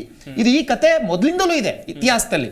ಸೊ ಆ ಜಾಗಕ್ಕೆ ಒಂದು ಯಾವುದೇ ಒಂದು ಜಾಗಕ್ಕೆ ತನ್ನದೇ ಆದ ಒಂದು ವಿಶಿಷ್ಟತೆ ಇರುತ್ತೆ ಸರ್, ಇತಿಹಾಸ ಇರುತ್ತೆ, ಒಂದು ಪ್ರತೀತಿ ಇರುತ್ತೆ, ಒಂದು ಪಾವಿತ್ರ್ಯತೆ ಇರುತ್ತೆ. ಸೊ ಇವ್ರು ಹೇಳ್ತಿದ್ದಾರೆ ರಾಮನಗರ ಹೆಸರನ್ನು ನಾವು ಚೇಂಜ್ ಮಾಡ್ತಾ ಇಲ್ಲ, ರಾಮನಗರ ಜಿಲ್ಲೆನ ಚೇಂಜ್ ಮಾಡ್ತಾ ಇದೀವಿ ಅಂತ ಹೇಳಿ. ರಾಮನಗರ ಜಿಲ್ಲೆ ಅಂತಕ್ಕಂಥದ್ದು ಈ ಕರ್ನಾಟಕದ ಒಕ್ಕೂಟ ವ್ಯವಸ್ಥೆನಲ್ಲಿ ಇರ್ತಕ್ಕಂಥದ್ದು. ಇದನ್ನ ಯಾಕೆ ಇದ್ರ ಮೇಲೆ ಕಣ್ಣಿಕ್ಕಿದ್ರು ಅನ್ನೋದು ನಮಗೆ ಗೊತ್ತಿಲ್ಲ ಸರ್. ಈ ಒಂದು ಇತಿಹಾಸನ ಯಾಕೆ ಮಾಡಕ್ ಹೋದ್ರು ಅಂತ. ಒಂದು ಇವರು ರಾಮನಗರನೇ ಡೆವಲಪ್ ಮಾಡಬೇಕು ಅಂತ ಇದ್ರೆ, ರಾಮನಗರ ಜಿಲ್ಲೆಯನ್ನ ಇವ್ರು ಏನಾದ್ರು ಡೆವಲಪ್ ಮಾಡಬೇಕು ಅಂತ ಇದ್ರೆ ಯಾಕೆ ಸಬ್ಬರ್ಬನ್ ಟ್ರೈನ್ ಕೆಂಗೇರಿಗೆ ನಿಂತೋಗಿದೆ? ಸಬ್ಬರ್ಬನ್ ಟ್ರೈನ್ ಅನ್ನ ಪ್ರಸ್ತಾವನೆಯನ್ನ ಯಾಕೆ ಮುಂದಕ್ಕೆ ತೆಗೆದುಕೊಂಡು ಹೋಗ್ತಾ ಇಲ್ಲ? 15 ತಿಂಗಳಾಗ್ತಾ ಬರ್ತಾ ಇದೆ. ಯಾಕೆ ಮೆಟ್ರೋ ಯೋಜನೆ ಕೆಂಗೇರಿ ಬಿಟ್ಟು ಮುಂದಕ್ಕೆ ಹೋಗ್ತಾ ಇಲ್ಲ? ಮೆಟ್ರೋ ಯೋಜನೆ ತುಮಕೂರ್ಗೆ ಹೋಗುತ್ತೆ, ರೈಲ್ವೆ ಬಜೆಟ್ ಮಂಡನೆ ಮಾಡೋದು ಯಾರು ಸರ್? ಒಂದ್ ನಿಮಿಷ ಸರ್, ಪ್ರಸ್ತಾವನೆ ಏನಾದ್ರು ಹೋಗ್ಬೇಕು ಸರ್, ರಾಜ್ಯ ಸರ್ಕಾರದಿಂದ ಪ್ರಸ್ತಾವನೆ ಹೋಗ್ಬೇಕು ಮೆಟ್ರೋ ಯೋಜನೆಗೆ. ತುಮಕೂರ್ಗೆ ಹೋಗುತ್ತೆ ಮೆಟ್ರೋ. ತುಮಕೂರಿನಲ್ಲಿ 2 ಇಂಡಸ್ಟ್ರಿಯಲ್ ಏರಿಯಾ ಇದಾವೆ, ಒಂದು ದಾಬಸ್ಪೇಟೆ ಇಂಡಸ್ಟ್ರಿಯಲ್ ಏರಿಯಾ, ಒಂದು ವಸಂತ ನರಸಾಪುರ ಇಂಡಸ್ಟ್ರಿಯಲ್ ಏರಿಯಾ, ದೊಡ್ಡ ಇಂಡಸ್ಟ್ರಿಯಲ್ ಏರಿಯಾ ಇದಾವೆ. ತುಮಕೂರ್ವರೆಗೆ ಮೆಟ್ರೋ ಹೋಗ್ತಾ ಇದೆ, ತುಮಕೂರ್ನ ಬೆಂಗಳೂರು ಸೇರಿಸ್ತಾ ಇಲ್ಲ. ಆದ್ರೆ ನಿಮ್ಮ ಒಂದು ವ್ಯವಸ್ಥೆಗೋಸ್ಕರ ರಾಮನಗರವನ್ನ ಬೆಂಗಳೂರು ಸೇರಿಸ್ತಾ ಇದ್ದೀರಾ. ರಾಮನಗರದ ಕೊಡುಗೆ ಏನು? DK ಶಿವಕುಮಾರ್ ಸುಮಾರು 4 ದಶಕಗಳಿಂದ ಅಲ್ಲೇ ನೀವು ಇದ್ದೀರಿ. ನೀವ್ಯಾಕೆ ರಾಮನಗರ ಹೊಸದ? ನಿಮ್ಗೆ ಮಾಗಡಿ ಹೊಸದ, ಚನ್ನಪಟ್ಟಣ ಹೊಸದ? ರಾಮನಗರ ಜಿಲ್ಲೆಯಲ್ಲೇ ನೀವು ಅವತ್ತಿಂದ ಪ್ರತಿನಿಧಿಸುತ್ತಿರೋದು ಸಹ ಇದ್ದಕ್ಕಿದ್ದಂಗೆ ನಿಮ್ಗೆ ರಾಮನಗರದ ಬಗ್ಗೆ ಪ್ರೀತಿ ಬಂದಿರೋದು ಯಾಕೆ? ಒಂದೇ ಕಾರಣ, ಒಂದು by election. Yes yes by ಎಲೆಕ್ಷನ್ಗೋಸ್ಕರ ಇದನ್ನ ದುರುಪಯೋಗ ಪಡಿಸ್ಕೊಂಡು ಏನಾದ್ರೂ ಮಾಡಿ ನೋಡಿ ನಿಮ್ಮನ್ನ ಬೆಂಗಳೂರು ಅಂತ ಸೇರಿಸ್ತಾ ಇದ್ದೇವೆ. ಅಭಿವೃದ್ಧಿ ಮಾಡ್ತೀವೋ ಇಲ್ಲೋ ಗೊತ್ತಿಲ್ಲ. ಇದುವರೆಗೂ ರಾಮನಗರಕ್ಕೆ ನೀರು ಕೊಡಕ್ಕಾಗಿಲ್ಲ, ಚನ್ನಪಟ್ಟಣಕ್ಕೆ ನೀರು ಕೊಡಕ್ಕಾಗಿಲ್ಲ, ರಾಮನಗರಕ್ಕೆ ಬಿಡದಿ ಇಂಡಸ್ಟ್ರಿಯಲ್ ಏರಿಯಾಗೆ ನೀರು ಕೊಡಕ್ಕಾಗಿಲ್ಲ. ಕನಕಪುರದ ರಸ್ತೆ ನೀವು ಹೋಗ್ಬಿಟ್ರೆ ನೀವೇ ಚೀತು ಅಂತ ಹೋಗಿತರ ರಸ್ತೆ ಅಷ್ಟು ಕೆಟ್ಟ ಹಾಳಾಗೋಗಿದೆ. ಆದ್ರೆ ಏನು ಅಭಿವೃದ್ಧಿ ಮಾಡದಲ್ಲ ಇವರು ರಾಮನಗರವನ್ನ ಸೇರಿಸ್ತಾ ಇರ್ತಕ್ಕಂಥದ್ದು ಇವರ ರಾಜಕೀಯ ಉದ್ದೇಶಕ್ಕೆ. ಬಿಜೆಪಿ ರಾಮನಗರವನ್ನ ಬೆಂಗಳೂರಿಗೆ ಸೇರಿಸೋ ವಿರುದ್ಧ ಇಲ್ಲ. ಇವ್ರು ಏನು ಅಭಿವೃದ್ಧಿ ಮಾಡಿದಾರೆ ರಾಜಕೀಯಕ್ಕೆ ರಾಮನ ಹೆಸರನ್ನ ಉಪಯೋಗಿಸ್ಕೊತಾ ಇದಾರಲ್ಲ, ರಾಮನಗರವನ್ನ ಉಪಯೋಗಿಸ್ಕೊತಾ ಇದಾರಲ್ಲ, ಅದ್ರ ವಿರುದ್ಧವಾಗಿ ಇದ್ರ ವಿರುದ್ಧವಾಗಿ ನಾವು ಸದನದ ಒಳಗಡೆ ಹೋರಾಟ ಮಾಡಿದೀವಿ. ಅದ್ರ ವಿರುದ್ಧವಾಗಿ ಹೋರಾಟ ಮಾಡ್ತೀವಿ. ನೀವು ಅಭಿವೃದ್ಧಿ ಮಾಡಿ, ನೀವು ಸೇರಿಸಬೇಕಾ? ತುಮಕೂರು ಅಷ್ಟು ಅಭಿವೃದ್ಧಿ ಆಗಿದೆ, ಸೇರಿಸಿ ಬೆಂಗಳೂರಿಗೆ. ಅದು ಬಿಟ್ಟರೆ ದೇವನಹಳ್ಳಿ ಅಭಿವೃದ್ಧಿ ಆಗಿದೆ. ದೇವನಹಳ್ಳಿ ಇನ್ನೂ ಬೆಂಗಳೂರು ಗ್ರಾಮಾಂತರದಲ್ಲೇ ಇದೆ. ಬೆಂಗಳೂರು ಸಿಟಿಗೆ ಸೇರಿಸಿ, ಇಂಟರ್ನ್ಯಾಷನಲ್ ಏರ್ಪೋರ್ಟ್ ಇದೆ ಅಲ್ಲಿ, ಅದನ್ನ ಸೇರ್ಸಕ್ ಆಗ್ತಾ ಇಲ್ಲ. ನೀವು ಬೆಂಗಳೂರು ಇಂಟರ್ನ್ಯಾಷನಲ್ ಏರ್ಪೋರ್ಟ್ ಮಾಡ್ತೀವಿ ಅಂತ ಹೊರಟಿದ್ದಾರೆ. ಇನ್ನೊಂದ 50 ಕಿಲೋಮೀಟರ್ ಒಳಗಡೆ ಬೆಂಗಳೂರು ಇನ್ನೊಂದು ಇಂಟರ್ನ್ಯಾಷನಲ್ ಏರ್ಪೋರ್ಟ್ ಆಗ್ಲಿಕ್ಕೆ ಸಾಧ್ಯನೇ ಇಲ್ಲ. ಅದು ಏರ್ ಟ್ರಾಫಿಕ್ ಆಗುತ್ತೆ. 150 ಕಿಲೋಮೀಟರ್ ಇರಬೇಕು. ಸುಮ್ಮನೆ ಜನಗಳ ಕಿವಿ ಓ ಮುಡ್ಸೋದ್ರಿಂದ ಯಾವ್ದನ್ನೂ ಮುಚ್ಚಾಕ್ಲಿಕ್ಕೆ ಆಗಲ್ಲ. ಎಸ್ ದರ್ಶನ್ ಅವರೇ, ವಿರೋಧ ಪಕ್ಷದವರ ಆರೋಪ ಅಂತ ಹೇಳಿದ್ರೆ ವೈಯಕ್ತಿಕ ಹಿತಾಸಕ್ತಿಗೋಸ್ಕರ ಈ ರೀತಿಯಾಗಿ ಮರುನಾಮಕರಣ ಮಾಡ್ತಿದ್ದೀರಾ, ಸೈಟ್ ವ್ಯಾಲ್ಯೂ ಜಾಸ್ತಿ ಆಗುತ್ತೆ, ರಿಯಲ್ ಎಸ್ಟೇಟ್ ಮಾಡಬಹುದು, ಈ ರೀತಿಯಾದಂತ ಲೆಕ್ಕಾಚಾರ ಕಾಂಗ್ರೆಸ್ನ ನಾಯಕರಿಗೆ ಇದೆ ಎನ್ನುವಂತ ಆರೋಪ. ಏನ್ ಹೇಳ್ತೀರಾ ಈ ಬಗ್ಗೆ? ನೋಡಿ, ಫಸ್ಟ್ ಆಫ್ ಆಲ್ ಬಿಜೆಪಿನವರು ಆರೋಪ ಮಾಡಿದ್ರು, ರೋಡಿನ ಬಗ್ಗೆ ಹೇಳಿದ್ರು. ರೋಡ್ ಮಾಡೋ ಕಾಂಟ್ರಾಕ್ಟರ್ ಸತ್ತೋದ್ರೆ ಯಾರು ಬಂದ್ ಮಾಡ್ತಾರೆ? ಆ ಕಾಂಟ್ರಾಕ್ಟರ್ ಸತ್ತೋಗಿದ್ದಾನೆ. ಅದಕ್ಕೋಸ್ಕರ ಇವಾಗ ಹೋರಾಟ ಮಾಡಿ ಮತ್ತೊಮ್ಮೆ ಇವಾಗ ಅಲ್ಲಿಗೆ ಒಂದ್ ನಿಮಿಷ ಅಲ್ಲಿ ಕಾನೂನೆಲ್ಲ ಇರ್ತವೆ. ಜೊತೆಗೆ ದೊಡ್ಡಾಳಲ್ಲಿ ಒಂದು ಸೋಲಾರ್ ಪಾರ್ಕ್ ಮಾಡಿದ್ದಾರೆ. ಚನ್ನಪಟ್ಟಣದ ಗುಡ್ಡೆ ಹೊಸೂರಿನಲ್ಲಿ ಅಲ್ಲೂ ಒಂದು ಸೋಲಾರ್ ಪಾರ್ಕ್ ಮಾಡಿದ್ದಾರೆ. ಶಿವನಹಳ್ಳಿಲಿ ಡಿ ಕೆ ಶಿವಕುಮಾರ್ ಅವರು ಇಡೀ ಏಷ್ಯಾದಲ್ಲೇ ಅತಿ ದೊಡ್ಡ ಬೆಮಲ್ ಒಂದು ಡೈರಿಯನ್ನು ಮಾಡಿದ್ದಾರೆ, ಇಡೀ ಏಷ್ಯಾದಲ್ಲಿ 1000 ಕೋಟಿ ರೂಪಾಯಿದು. ಕಣ್ವಾದಲ್ಲಿ ಪೌಡರ್ ಪ್ಲಾಂಟ್ನ ಮಾಡಿದ್ದಾರೆ. ಸತ್ಯಗಾಲದಲ್ಲಿ 527 ಕೋಟಿ ರೂಪಾಯಿ ಖರ್ಚಿನಲ್ಲಿ ಕಾವೇರಿ ನೀರು, ಕೊಳ್ಳೇಗಾಲದಿಂದ ಕಾವೇರಿ ನೀರನ್ನ ಇಡೀ ರಾಮನಗರಕ್ಕೆ ಹರಿಸುವಂತ ಕೆಲಸ ಮಾಡಿದ್ದಾರೆ. ಜೊತೆಗೆ 427 ಕೋಟಿ ರೂಪಾಯಿ ಚನ್ನಪಟ್ಟಣದ ಸಂಪೂರ್ಣ ಕೆರೆಗಳಿಗೆ ನೀರು ಹರಿಸುವಂತ ಕೆಲಸ ಮಾಡಿದ್ದಾರೆ. ಶ್ರೀರಂಗ ಯೋಜನೆ ಮಾಡಿದ್ದಾರೆ. ತಾಯಿ ಮಕ್ಕಳು ಆಸ್ಪತ್ರೆ ಇರ್ಬೋದು, ವಸತಿ ಶಾಲೆಗಳಿರ್ಬೋದು. ಇಡೀ ದೇಶದಲ್ಲಿ ಯಾರಾದ್ರೂ ಒಬ್ಬ ಸಂಸದ ನೆರೆಗ ಹಣವನ್ನ ಕೊಟ್ಟಿದ್ದಾರೆ. ಮತ್ತೆ ಅದೇ ಬಿಜೆಪಿ ಅಧಿಕಾರದಲ್ಲಿರ್ತಕ್ಕಂಥವ್ರೆ ಇವತ್ತು ಡಿ ಕೆ ಸುರೇಶ್ ಅವರಿಗೆ ಒಂದು ಪ್ರಶಸ್ತಿ ಇಡೀ ದೇಶದಲ್ಲಿ ಒಬ್ಬರೇ ಸಂಸದರು ಕೊಟ್ಟಿದ್ದಾರೆ ಅಂತಂದ್ರೆ ದಟ್ ಈಸ್ ದ ಅಚೀವ್ಮೆಂಟ್ ನಾವು ಮಾಡಿರ್ತಕ್ಕಂಥದ್ದು. ಮತ್ತೆ ಟಿ ಸಿ ಪ್ರತಿ ಊರುಗಳಿಗೆ 2 ರೈತರಿಗೆ 1ರಂತೆ TC ಅನ್ನು ಉಚಿತವಾಗಿ ಇಡೀ ರಾಮನಗರ ಜಿಲ್ಲೆ ಕೊಟ್ಟಿರ್ತಕ್ಕಂಥ ಇತಿಹಾಸ ಡಿ ಕೆ ಶಿವಕುಮಾರ್ ಅವರಿಗಿದೆ. ಅದೇ ರೀತಿ ಅನೇಕ ಕಾರ್ಯಗಳನ್ನ ಅವ್ರು ಮಾಡಿರ್ತಕ್ಕಂಥದ್ದು. ಅವರ ವಿಷನರಿ ಇವತ್ತು ಬೇರೆ ಏರಿಯಾ ಇದೆ ಎಲ್ಲಿ. ಆಮೇಲೆ ಮೆಟ್ರೋ ಅಂತ ಹೇಳ್ತಾ ಇದ್ರು.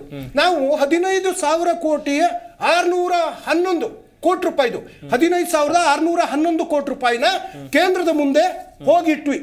ಮಾನ್ಯ ಸಿದ್ದರಾಮಯ್ಯನವರು, ಮಾನ್ಯ ಡಿ ಕೆ ಶಿವಕುಮಾರ್ ಅವರು, ಕೃಷ್ಣ ಬೈರೇಗೌಡರು, ಪ್ರಿಯಾಂಕ್ ಖರ್ಗೆ ಅವರು ಎಲ್ಲರೂ ಹೋಗಿ ನಮಗೆ ಇಷ್ಟು ಮೆಟ್ರೋ ಯೋಜನೆ 3ನೇ ಹಂತಕ್ಕೆ ಬೇಕು ಅಂತ ಕೇಳಿದ್ವಿ. ನಯಾ ಪೈಸೆ ಕೊಡ್ಲಿಲ್ಲ.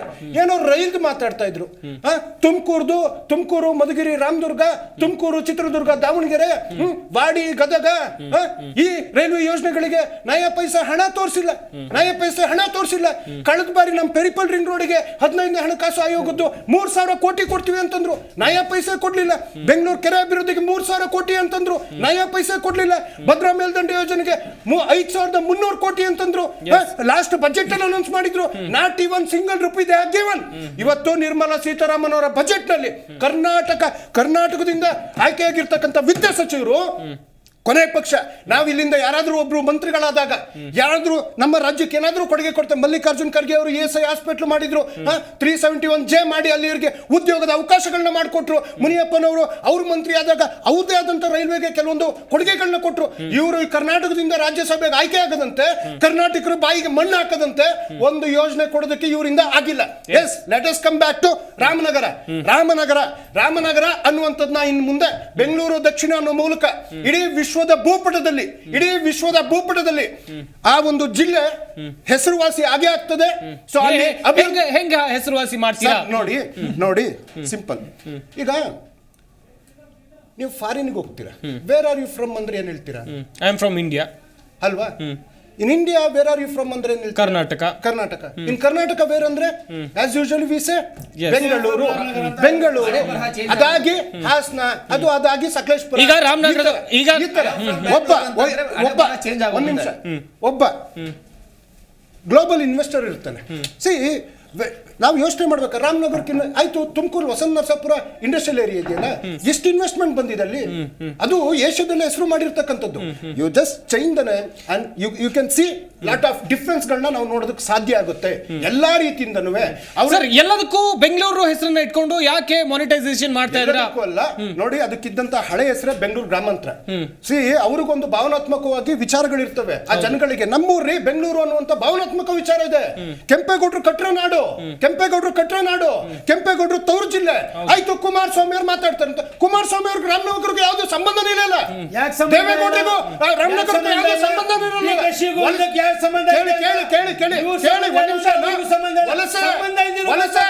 ರಾಜಕೀಯ ಸೂಟ್ ಕೇಸ್ ಗಿರಾಕಿಗಳು. ಮಧುಗಿರಿಗೆ ಹೋದ್ರೆ ಮಧುಗಿರಿ ನನ್ನ ತವರು ಮನೆ, ಚಿಕ್ಕಬಳ್ಳಾಪುರಕ್ಕೆ ಹೋದ್ರೆ ಚಿಕ್ಕಬಳ್ಳಾಪುರ ನನ್ನ ತವರು ಮನೆ, ಮಂಡ್ಯಕ್ಕೆ ಹೋದ್ರೆ ನನ್ನ ತವರು ಮನೆ, ರಾಮನಗರಕ್ಕೆ ಬಂದ್ರೆ ನನ್ನ ತವರು ಮನೆ. ಒಂದೊಂದು ಚುನಾವಣೆ ಆಗ್ತಿದ್ದಂಗೆ ಯಾಕೆ ತವ್ರ ಮನೆ ಅಂದವ್ರು ಅಣ್ಣ ತಮ್ಮದಿರು ಬಂದು ಬಳಗ ಯಾಕೆ ಸರ್ ಹೇಳ್ಬಹುದಾ?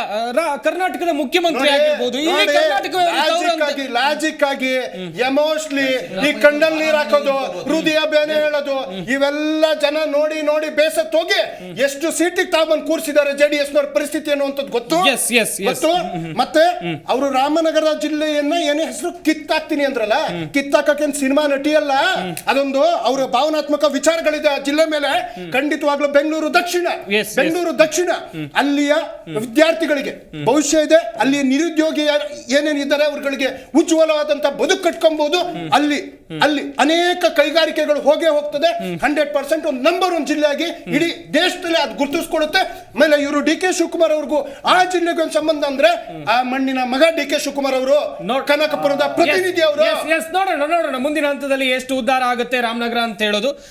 ತಸ್ಲೀಮ್ ಅವರೇ, ಗಮನಿಸ್ತಾ ಇದ್ವಿ, ಒಂದ್ ಕಡೆಯಲ್ಲಿ ಹೇಳ್ತಾ ಇದ್ರು ಕುಮಾರಸ್ವಾಮಿ ಅವರು ಹೋದಲ್ಲಿ ಬಂದಲ್ಲಿ ತನ್ನ ತವರು ಅಂತ. ಈಗ ರಾಮನಗರ ಅವ್ರ ತವರು ಅಲ್ಲ ಅಂತೇಳಿ ಕಾಂಗ್ರೆಸ್ನವರು ಹೇಳ್ತಾ ಇದ್ರು. ಏನ್ ಹೇಳ್ತೀರಾ ಇದ್ರ ಬಗ್ಗೆ? ಬಹುಶಃ ಇವರಿಗೆ ಪರ್ಸ್ನಲಿ ಏನಾದರೂ ಫೋನ್ ಮಾಡಿಬಿಟ್ಟು ಹೇಳಿದರೆ ನನಗೆ ಗೊತ್ತಿಲ್ಲ. ಯೂಶಲಿ ಕುಮಾರಣ್ಣ ಒಂದು ಮಾತು ಏನಂತಾರೆ ಅಂದರೆ, ನನ್ನ ಕರ್ಮಭೂಮಿ ಅಂತಾರೆ. ಹೌದು, ಇದು ನನ್ನ ಕರ್ಮಭೂಮಿ, ಇಲ್ಲಿಂದ ನನ್ನ ರಾಜಕೀಯ ಜೀವನ ಪ್ರಾರಂಭ, ಇಲ್ಲಿಂದ ನಾನು ಮುಖ್ಯಮಂತ್ರಿ ಆದೆ, ಈ ಜನರ ಆಶೀರ್ವಾದದಿಂದ ನಾನು ಇಲ್ಲಿವರೆಗೂ ಬೆಳೆದು ಬಂದಿರೋದು. ನಾನು ಸತ್ರು ನನ್ನ ಮಣ್ಣು ಇಲ್ಲೇ ಆಗ್ಬೇಕು, ನಾನು ಹುಟ್ಟಿರೋದು ಹಾಸನ ಇರ್ಬೋದು, ಆದ್ರೆ ನನ್ನ ಕರ್ಮಭೂಮಿ ರಾಮನಗರ ಹೇಳಿರೋದು. ಇವ್ರಿಗೆ ಯಾವಾಗ ಹೇಳಿದ್ರು ನನಗಂತೂ ಗೊತ್ತಿಲ್ಲ. ಬಹುಶಃ ಪರ್ಸನಲ್ ಕಾಂಟ್ಯಾಕ್ಟ್. ರಾಮನಗರನ್ನ ಯಾಕೆ ಸರ್ ಅನಿಲ್ ಕುಮಾರಸ್ವಾಮಿ ಅವರು ಬಿಟ್ಕೊಟ್ರು, ನಿಖಿಲ್ ಕುಮಾರಸ್ವಾಮಿ ಅವರು ಬಿಟ್ಕೊಟ್ರು? ಕುಮಾರಸ್ವಾಮಿ ಅವರು ಚನ್ನಪಟ್ಟಣದಲ್ಲಿ ಹೋಗಿ ಯಾಕೆ ಸ್ಪರ್ಧೆ ಮಾಡಿದ್ರು ಸರ್? ಮುಖ್ಯಮಂತ್ರಿ ಆಗಿದ್ದಾರೆ. ರಾಮನಗರದಲ್ಲಿ ನಿಂತ್ಕೊಂಡ್ರೆ ಏನ್, ಚನ್ನಪಟ್ಟಣದಲ್ಲಿ ನಿಂತ್ಕೊಂಡ್ರೆ ಏನ್, ಎಲ್ಲಿ ಇವಾಗ ಸಿದ್ದರಾಮಯ್ಯನವರು ಬಾದಾಮಿದಲ್ಲಿ ನಿಂತ್ಕೋಬಹುದು. ಇವ್ರು ಇಲ್ಲೋಗಿ ಇವರು ಬಾಸ್ ಮಿಸ್ಟರ್ ರಾಹುಲ್ ಎಲ್ಲಿಂದ ಎಲ್ದಕ್ಕೆ ನಿಂತ್ಕೊಂಡ್ಬಿಟ್ಟು MP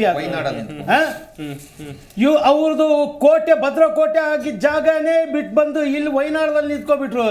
ನಾವು ಇಲ್ಲೇ ಕರ್ನಾಟಕ ಪಕ್ಕ 10 ಕಿಲೋಮೀಟರ್ಸ್ ರಾಮನಗರ ಟು ಚನ್ನಪಟ್ಟಣ ನಿಂತ್ಕೋಬಾರ್ದ? ಹಂಗೆ ಪಲಾಯನ ಎಲ್ಲರೂ ಕೂಡ ಮಾಡಿದ್ದಾರೆ ಸರ್. ಮೋದಿ ಕೂಡ ಅಲ್ಲ, ಅದು ಪಲಾಯನ ಅಲ್ಲ, ಪಕ್ಕದಲ್ಲೇ. ಇವಾಗ ಲಾಸ್ಟ್ ಟೈಮ್ 2 ಕ್ಷೇತ್ರ ಕಾಂಟೆಸ್ಟ್ ಮಾಡಿದ್ರ, ರಾಮನಗರ ಚನ್ನಪಟ್ಟಣ 2 ಮಾಡಿದ್ರು. ಅಂದ್ರೆ ಅವರಿಗೆ 2 ಸರ ಸಮಾನವಾಗಿದೆ. ಅದ್ರ ಬಗ್ಗೆ ಏನ್ ಎರಡನೇ ಮಾತಿಲ್ಲ. ಏನೇ ಆಗ್ಲಿ, ರಾಮನಗರ ಮೇಲೆ ಕುಮಾರಸ್ವಾಮಿ ಅವ್ರಿಗಿರೋ ಒಲವು ಅದು ಇವರಿಂದ ಏನ್ ಮಾಡಕ್ಕಾಗಲ್ಲ. ಇವ್ರು ಏನೇ ಮಾಡ್ಲಿ, ನೆಕ್ಸ್ಟ್ ನಾವು ಬಂದಾಗ ಅದು ಕಿತ್ ಬಿಸಾಕ್ಬಿಟ್ಟು ಮಾಡಿ ಸಿನಿಮಾ ಅಲ್ಲ, ಸಿನಿಮಾ ಅನ್ಕೊಂಡು ನೀವು ಅನ್ಕೊಂಡಿರೋದು ಬೇರೆ, ನೀವೇ ಮಾಡಕ್ಕಾಗೋದು ಸಾಧ್ಯ ಅನ್ಕೋಬೇಡಿ. ಯಾಕೆ ನಮ್ಗಾಗಲ್ವಾ?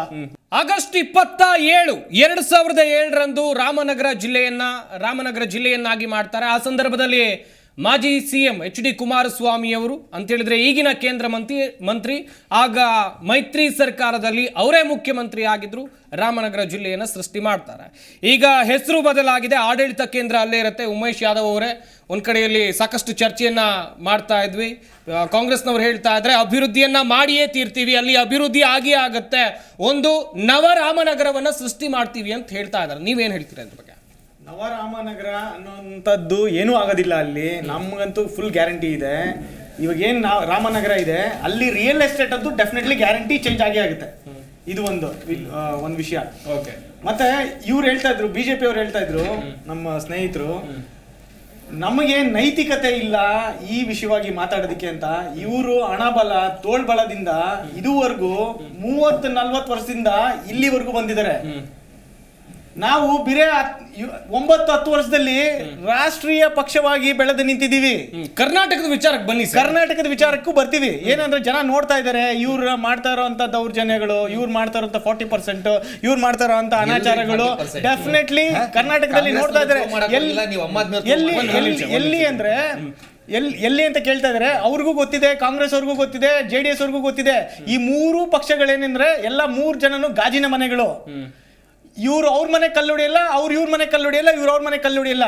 ಸುಮ್ಮನೆ ಹೇಳ್ತಾರಷ್ಟೇ, ಯಾವ ಪ್ರಕರಣನೂ ಬರಲ್ಲ, ಯಾರು ಜೈಲಿಗೆ ಹೋಗಲ್ಲ. ನೋಡಿ, ಒಂದು ನಮ್ಮ ಆಮ್ ಆದ್ಮಿ ಪಾರ್ಟಿಯ ಎಷ್ಟೊಂದು ಸಚಿವರು ಜೈಲಲ್ಲಿದ್ದಾರೆ. ಕಾಂಗ್ರೆಸ್ ಕಾಂಗ್ರೆಸ್ ಅವರು ಎಲ್ಲಿದ್ದಾರೆ? ಎಷ್ಟು ಅವ್ಯವಹಾರಗಳು, ಬೋಯಿಂಗ್ ಇಂದ ಹಿಡಿದು ಎಷ್ಟೊಂದು ಅವ್ಯವಹಾರಗಳಿದೆ, ಅವರೆಲ್ಲಿ ಜೈಲಲ್ಲಿದ್ದಾರೆ. JDS ಅವರೆಲ್ಲಿದ್ದಾರೆ, ಎಷ್ಟೊಂದು ಅವ್ಯವಹಾರಗಳಿದೆ. ಕಾಂಗ್ರೆಸ್ ನಾಯಕರ ಮೇಲೂ ಯಾಕೆ ಸರ್ ಅವ್ರ ಜೊತೆ ಮೈತ್ರಿ ಆಗ್ಬೇಕಿತ್ತು ಲೋಕಸಭೆ ಚುನಾವಣೆ ಸಂದರ್ಭದಲ್ಲಿ? ಮೈತ್ರಿ ಅಂದ್ರೆ ಲಾಸ್ಟ್ ಟೈಮ್ ನಾನು ಒಂದ್ಸಲಿ ಇದೇ ಹೇಳಿದೆ, ಮೈತ್ರಿ ಅಂದ್ರೆ ಕಮ್ಮಿ ಒಂದು ಯಾರು ಇದಾರೋ ಅವ್ರ ಜೊತೆ ನಾವು ಮಾಡ್ಬೇಕಾಗಿರೋಂಥ ಪರಿಸ್ಥಿತಿ ಬಂದಿದೆ. ಹಂಗಾಗಿ ನಾವು ಅವ್ರ ಜೊತೆ ಇದ್ದೀವಿ. ಒಂದೇ ಒಂದು ನಮ್ಮ ಸಂವಿಧಾನ ಉಳಿಸ್ಬೇಕಾಗಿತ್ತು, ನಮ್ಮ ದೇಶದ ಸಂವಿಧಾನ ಉಳಿಸ್ಬೇಕಾಗಿತ್ತು, ಮತ್ತೆ ಮೋದಿಜಿ ಅವ್ರನ್ನ ಹೊರಗಿಡ್ಬೇಕಾಗಿತ್ತು. ಒಂದೇ ಒಂದು ವಿಷಯಕ್ಕೋಸ್ಕರ ನಾವು ಬಂದಿದ್ದೀವಿ. ಈಗ ಅವ್ರದ್ದು ನಮ್ಮ ಒಂದು ಮೈತ್ರಿಯಿಂದ ಅವ್ರ ರೆಕ್ಕೆ ಪುಕ್ಕ ಕಟ್ಟಾಗಿದೆ. ಅದಕ್ಕೋಸ್ಕರ ಏನಾಗಿದೆ ಅಂದ್ರೆ ನೋಡಿ, ಬಿಹಾರ್ಗೆ ಎಷ್ಟು ಹರಿದೋಗಿದೆ, ಮತ್ತೆ ಆಂಧ್ರಗೆ ಎಷ್ಟು ಹರಿದೋಗಿದೆ. ಇದು ನೇರವಾಗಿ ಅವ್ರ ಕಾರಣ ಅಲ್ಲ, ಮೈತ್ರಿ ಕಾರಣ ಆಗಿತ್ತು. ನಮ್ಮ ಮೈತ್ರಿಯಿಂದ ಅವ್ರಿಗೆ ಹರಿದು ಹೋಗಿದೆ. ಏನಕ್ಕೆ ಅಂದ್ರೆ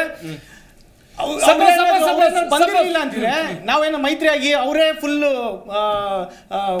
ಫುಲ್ ಬಂದಿದ್ರೆ, ಬಿಜೆಪಿ ಅವರೇ ಎಲ್ಲ ಸೀಟ್ಗಳು ಬಂದ್ಬಿಟ್ಟಿದ್ರೆ ಆ ತರದ್ದು ಒಂದು ಪರಿಸ್ಥಿತಿ ನಿರ್ವಹಣೆ ಆಗ್ತಾನೆ ಇರ್ಲಿಲ್ಲ. ಈಗ ನಿರ್ಮಾಣ ಆಗಿರೋ ಕಾರಣನೇ ಅದು, ನಾವು ಮೈತ್ರಿ ಆಗಿರೋದ್ರಿಂದನೇ ಆ ನಿರ್ಮಾಣ ಆಗಿದ್ದು. ನಮ್ಮ ಕರ್ನಾಟಕದಲ್ಲಿ ಒಂದೇ ಒಂದು ನಿಮಿಷ ಹೇಳ್ಬಿಡ್ತೀನಿ ನೋಡಿ, ಇಷ್ಟೆಲ್ಲ ಆಯ್ತು, ನಮ್ಗಿಂತ ಕಮ್ಮಿ ಲೆಕ್ಕಕ್ಕೆ ಇಲ್ಲ. ನೀವು ಕರ್ನಾಟಕದಿಂದ ಏನಾಗಿಲ್ಲ, ನಾವ್ ಮಾತಾಡ್ತಾ ಇರೋದು ದಯವಿಟ್ಟು ಅವಕಾಶ ಕೊಟ್ಬಿಡಿ.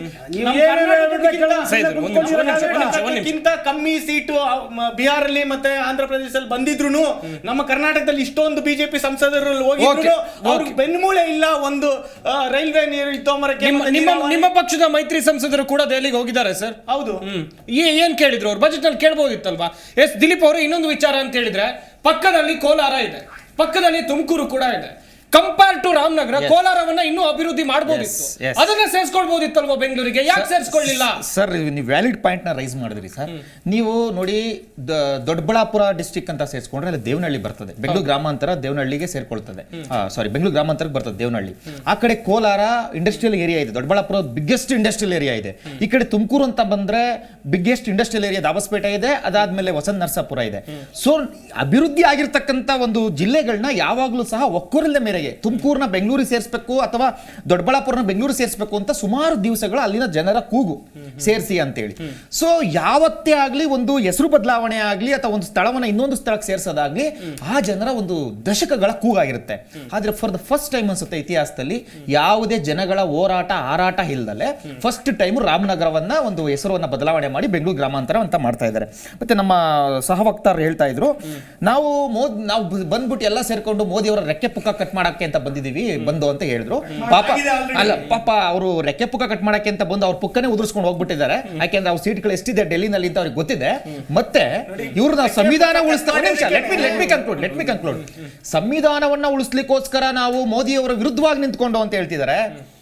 ಇವರು ಸರ್ ಅಣ್ಣಾ ಹಜಾರೆ ಹೆಸರಿನಲ್ಲಿ ಇವರು ಅಧಿಕಾರಕ್ಕೆ ಬಂದಂಥವ್ರು. ಅಣ್ಣಾ ಹಜಾರೆ ಹೋರಾಟದ ಹಿನ್ನೆಲೆಯಲ್ಲಿ ಬೆನ್ನಿಂದ ನಿಂತ್ಕೊಂಡು ಅಣ್ಣಾ ಹಜಾರೆ ಹೆಸರಿನಲ್ಲಿ ಬಂದಂಥವ್ರು. ಅದೇ ಅಣ್ಣಾ ಹಜಾರೆ ಕೇಜ್ರಿವಾಲ್ನ ವಿರೋಧಿಸಿದ್ರು ಕೊನೆಗೆ, ನಾನು ಇವರ ಸಿದ್ಧಾಂತವನ್ನು ಒಪ್ಪಲ್ಲ ಅಂತೇಳಿ. ಅಣ್ಣಾ ಹಜಾರೆ ಹೆಸರಿಟ್ಕೊಂಡು ಇಡೀ ದೇಶವನ್ನ ಗುಡಿಸ್ಬಿಡ್ತೀವಿ, ನಾವು ಕಂಪ್ಲೀಟ್ ಆಗಿ ಸ್ವಚ್ಛತೆ ಮಾಡ್ಬಿಡ್ತೀವಿ ಅಂತೇಳಿ ಇವರ ಅಷ್ಟು ನಾಯಕರುಗಳು ಜೈಲಲ್ಲಿದ್ದಾರೆ. ಯಾವ ವಿಚಾರಕ್ಕೆ? ಲಿಕ್ಕರ್ ಲಾಬಿ, ಲಿಕ್ಕರ್ ಸ್ಕ್ಯಾಮ್ ನಲ್ಲಿ ಇವರು ಜೈಲಿನಲ್ಲಿದ್ದಾರೆ. 1.5 ವರ್ಷದಿಂದ ಇವರ ಮನೀಶ್ ಸಿಸೋಡಿಯಾ ಇದ್ದಾರೆ, ಇವರ ಮುಖ್ಯಮಂತ್ರಿ ಇದ್ದಾರೆ. ಸಂವಿಧಾನ ಹಂಗಾದ್ರೆ ಇವ್ರ ಸಂವಿಧಾನವನ್ನು ಒಪ್ಪಲ್ವಾ? ಸಂವಿಧಾನದ ರಕ್ಷಕರು, ಒಂದ್ ನಿಮಿಷ ರೀ, ಲೆಟ್ ಮಿ ಕನ್ಕ್ಲೂಡ್. ನೀವು ಮಾತಾಡಿರಂತೆ ಸಂವಿಧಾನದ ರಕ್ಷಕರು ಇವರು. ಆದ್ರೆ ಸಂವಿಧಾನದ ರಕ್ಷಕರು ಸಂವಿಧಾನಾತ್ಮಕವಾಗಿ ಜೈಲ್ಗೆ ಹೋಗಿರೋದನ್ನ ಇವ್ರು ಒಪ್ತಾ ಇಲ್ಲ ಅಂತ ಅಂದ್ರೆ ಕೊನೆಗೆ ತಗೊಂಡೋಗಿ ಬಿಜೆಪಿ ಮೇಲೆ ಹಾಕ್ತಾರೆ. ಬಿಜೆಪಿ ಮೇಲೆ ಅಂದ್ರೆ ಸಂವಿಧಾನವನ್ನ, ಈ ದೇಶದ ಸಂವಿಧಾನವನ್ನ ಯಾರು ಕೊಂಡ್ಕೊಳ್ಳಿಕ್ಕಾಗಲ್ಲ. ಐದರ್ ಕಾಂಗ್ರೆಸ್. ಲೆಟ್ ಮಿ ಕನ್ಕ್ಲೂಡ್ ರೀ, ಮಾತಾಡಕ್ ಬಿಡ್ರಿ ಒಂದ್ ನಿಮಿಷ. ನೀವ್ ಮಾತಾಡ್ಬೇಕಾದ್ರೆ ಡಿಸ್ಟರ್ಬ್ ಮಾಡಿಲ್ಲ, ನೀವ್ ಮಾತಾಡ್ರಿ, ನಿಮ್ಗೆ ಅವಕಾಶ ಬಂದಾಗ. ಇವ್ ಸಂವಿಧಾನವನ್ನ ಯಾರು ಕೊಂಡ್ಕೊಳಕ್ಕಾಗಲ್ಲ. ಬಿಜೆಪಿ ಆರ್ ಕಾಂಗ್ರೆಸ್ ಇಲ್ಲಿ ಇವ್ರು ತಪ್ಪು ಮಾಡಿದ್ದಾರೆ, ಜೈಲ್ಗೆ ಹೋಗಿದ್ದಾರೆ. ಜೈಲ್ಗೆ ಹೋಗಿ ಇವ್ರು ನಿರೀಪಿಸ್ಕೊಂಡು ಈಚೆ ಬರ್ಲಿ. ಮನೀಶ್ ಸಿಸೋಡಿಯಾ ನಾವು ರಾಮನಗರಕ್ಕೆ ಬರೋಣ ಸರ್. ನೋಡಿ, ನಮ್ಮಲ್ಲಿ ಬೆಂಗಳೂರಿನಲ್ಲೇ ಜ್ವಲಂತ ಸಮಸ್ಯೆಗಳಿದೆ. ನಾವು ಹೇಳ್ದೋ ಸರ್, ಬೆಂಗಳೂರಿನಲ್ಲಿ ಗುಂಡಿ ಮುಚ್ಚಕ್ಕಾಗಿಲ್ಲ, 1.5 ವರ್ಷ ಆಗ್ತಾ ಇದೆ. ಇವ್ರು ಬಂದು ಒಂದು ಫ್ಲೈಓವರ್ನ ಉದ್ಘಾಟನೆ ಮಾಡೋಕ್ಕಾಗಿಲ್ಲ ಇವ್ರ ಕೈಲಿ.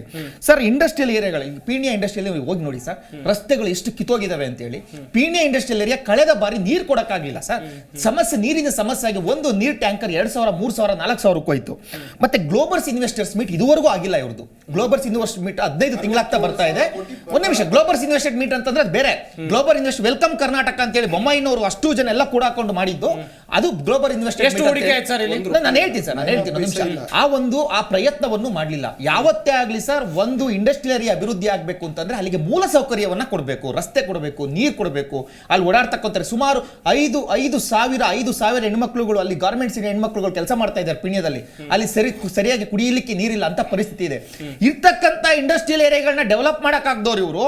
ದಾಬಸ್ಪೇಟೆ ಇಂಡಸ್ಟ್ರಿಯಲ್ ಆಗಿರ್ಬೋದು, ಪೀಣ್ಯ ಇಂಡಸ್ಟ್ರಿಯಲ್ ಏರಿಯಾ ಆಗಿರ್ಬೋದು, ದೊಡ್ಡಬಳ್ಳಾಪುರ ಇಂಡಸ್ಟ್ರಿಯಲ್ ಏರಿಯಾ ಆಗಿರ್ಬೋದು, ಇರ್ತಕ್ಕಂಥವ್ರಿಗೆ ಇವ್ರು ಮೂಲ ಸೌಕರ್ಯ ಕೊಡಕ್ಕಾಗ್ತಾ ಇಲ್ಲ. ಹೊಸದಾಗಿ ಸೇರಿಸ್ಕೊಂಡು ಏನ್ ಕೊಡ್ತಾರೆ ಸರ್? ಇವ್ರು ಫಸ್ಟ್ ರಾಮನಗರವನ್ನ ಸೇರಿಸ್ತಾರ?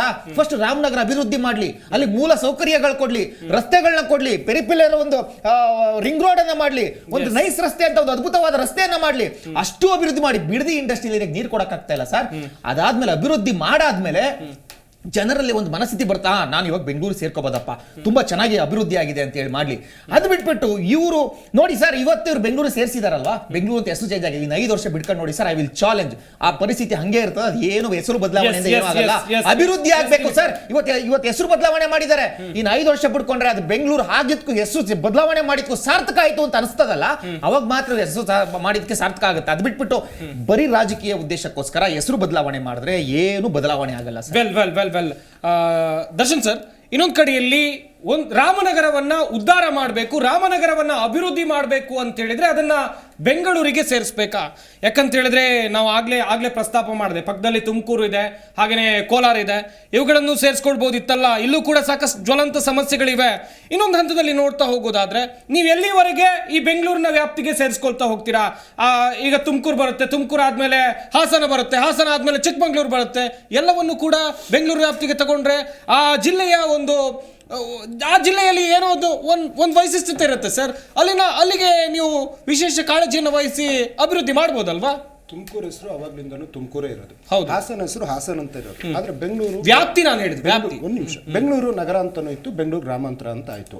ಅಂದ್ರೆ ಅಲ್ಲಿ ಜನಕ್ಕೆ ನಾವು ಬೆಂಗಳೂರಿನವರು ಅಂತ ಆ ಹಿರಿ ತಲೆಯಿಂದ ಹಿಡಿದು 2007 ತನಕ ನಾವು ಬೆಂಗಳೂರಿನವರೇ ಅನ್ನುವಂತ ಆ ಭಾವನೆ ಇಟ್ಕೊಂಡವರು. ಇವತ್ತು ಜನರು ದಿಕ್ಕು ತಪ್ಪುವಂತ ಅವಶ್ಯಕತೆ ಇಲ್ಲ. ರಾಮನಗರ ತಾಲೂಕು ಅನ್ನೋದು ರಾಮನಗರ ತಾಲೂಕಾಗಿ ಇರ್ತದೆ, ಅದೇ ಮೇನ್ ಕೇಂದ್ರಾಡಳಿತ ಪ್ರದೇಶ ಆಗಿರ್ತದೆ, ಜಿಲ್ಲೆಯ ಹೆಡ್ ಕ್ವಾರ್ಟರ್ಸ್ ಆಗಿ ರಾಮನಗರ ಇರ್ತದೆ. ಆದ್ರೆ ಹೆಸರು ಮಾತ್ರ ಬೆಂಗಳೂರು ದಕ್ಷಿಣ ಅಂತ ಇರ್ತಕ್ಕಂಥದ್ದು. ನಾನೊಂದು ಕುಮಾರಸ್ವಾಮಿ ಅವರ ಮಾತು ನೋಡಿದೆ, ಸರ್ವನಾಶ ಅನ್ನೋ ಪದ. First of all, Kumaraswamy is not a people's politician, is father politician. DK ಸಾಹೇಬ್ರು ಬಂದ್ಬಿಟ್ಟು ಅವರು ಪೀಪಲ್ಸ್ ಪೊಲಿಟಿಷಿಯನ್, ಅವ್ರ ತಂದೆ ವಿರುದ್ಧ ಬೋಲ್ತಾವು ಯಾವಾಗ 1984ರಲ್ಲಿ ದೇವೇಗೌಡರು ವಿರುದ್ಧ ನಿಂತಂಥವ್ರು, ಆ ಒಂದು ಕಿರಿಯ ವಯಸ್ಸಿನಲ್ಲೇ. ಅಲ್ಲಿಂದನೂ ರಾಜಕೀಯ ಹೋರಾಟ ಮಾಡ್ತಾ 8 ಬಾರಿ ಸತತ ಸೋಲನ್ನೇ ಕಾಣದಿಲ್ದಿರ್ತಕ್ಕಂಥ ಪೊಲಿಟಿಷಿಯನ್ DK ಶಿವಕುಮಾರ್ ಅವರು. DK ಶಿವಕುಮಾರ್ ವಿಚಾರ ಬಿಟ್ಟು ನಿಮ್ಮ ಪಾರ್ಟಿಲಿ ಬೇರೆ ಯಾರು ಇಲ್ವಾ ಸರ್? ಪ್ರಿಯಾಂಕ್ ಖರ್ಗೆ ಯಾರು? ಮಲ್ಲಿಕಾರ್ಜುನ್ ಖರ್ಗೆ ಅವ್ರ ಮಗ ಅಲ್ವಾ ಸರ್? ಕೇಳಿ, ಈಗ ನಾನು ಎಷ್ಟು ನಾಯಕರಿದ್ದಾರೆ ಸರ್? ಒಂದ್ ನಿಮಿಷ, ಲೋಕಸಭೆ ಚುನಾವಣೆಯಲ್ಲಿ ಯಾರು ಟಿಕೆಟ್ ಕೊಡ್ತೀರಿ ಸರ್ ನೀವು? ಒಂದ್ ನಿಮಿಷ. ನೀವು ಪೊಲಿಟಿಕ್ಸ್ ಅಲ್ಲಿ ಒಂದು ಯುದ್ಧದಲ್ಲಿ ನಿಂತು ಗೆಲ್ಲದಿದೆಯಲ್ಲ, ಆ ಒಂದು ಯುದ್ಧನೇ ಬೇರೆ. ಆಪರೇಷನ್ ಕಮಲ ಮಾಡ್ಕೊಂಡು, ಅಥವಾ ಒಂದಿನ ನೀವು ಬಿಜೆಪಿ ಆದ್ರೂ ಓಕೆ, ನೀವು ಒಂದಿನ ಕಾಂಗ್ರೆಸ್ ಆದ್ರೂ ಓಕೆ, ನಾವು ಮಾತ್ರ ಪ್ಯೂರ್ ಹಾಲು, ನೀವು ಟೀನಾರು ಮಾಡ್ಕೊಳ್ಳಿ, ಕಾಫಿನಾರು ಮಾಡ್ಕೊಳ್ಳಿ ಅನ್ನುವಂಥ ಮನಸ್ಥಿತಿಯಲ್ಲಿ ಅವರಿದ್ದಾರೆ. ಅದೇನೇ ಇರಲಿ, ಈ ಸರ್ವನಾಶ ಅನ್ನುವಂಥ ಪದ ಯಾಕೆ ಹೇಳಿದೆ ಅಂದರೆ, ದೇವೇಗೌಡರು ಮತ್ತು ಕುಮಾರಸ್ವಾಮಿ ಅವರು. ಇವರಿಂದ ನೀರಾವರಿ ತಜ್ಞ ನಂಜೇಗೌಡರಾಗಿರ್ಬೋದು, ಮಂಡ್ಯದ ನಾಗೇಗೌಡರಾಗಿರ್ಬೋದು, ಮುದ್ದನ್ಮೇಗೌಡರಾಗಿರ್ಬೋದು, ವೈ.ಕೆ. ರಾಮಯ್ಯನವರಾಗಿರ್ಬೋದು, ಕೆ.ವಿ. ಶಂಕರೇಗೌಡರಾಗಿರ್ಬೋದು, ಶ್ರೀಕಂಠಯ್ಯನವರಾಗಿರ್ಬೋದು, ಬಚ್ಚೇಗೌಡರಾಗಿರ್ಬೋದು, ಬಿ.ಎನ್. ಬಚ್ಚೇಗೌಡರು, ಚಿಕ್ಕಬಳ್ಳಾಪುರದ ಬಚ್ಚೇಗೌಡರು, ಪುಟ್ಟಸ್ವಾಮಿಗೌಡರಾಗಿರ್ಬೋದು, ಚಲರಾಯ ಸ್ವಾಮಿಯವರಾಗಿರ್ಬೋದು, ಬಾಲಣ್ಣ, ಶಿವಲಿಂಗೇಗೌಡರು, ಗುಬ್ಬಿ ಶ್ರೀನಿವಾಸು, ಬೇಮೇಲ್ ಕಾಂತಣ್ಣ, ಪುಟ್ಟಣ್ಣಯ್ಯ, MLC ಪುಟ್ಟಣ್ಣ, ಬೋರೇಗೌಡರು, ಚನ್ನಪ್ಪ, ಗೌರಿಶಂಕರು, ನರಸೇಗೌಡರು, ಇವರೆಲ್ಲ ಯಾರು?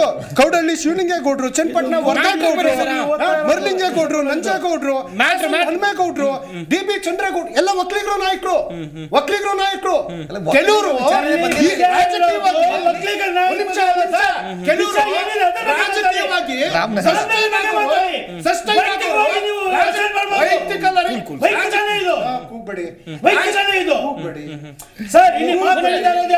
ಸೈದ್ ಅವ್ರು ನಿಮ್ಗೂ ಟೈಮ್ ಕೊಡ್ತೀನಿ, ದಯವಿಟ್ಟು ಟೈಮ್ ಕೊಡ್ತೀನಿ, ನಿಮ್ಗೂ ಕೂಡ ಟೈಮ್ ಕೊಡ್ತೀನಿ.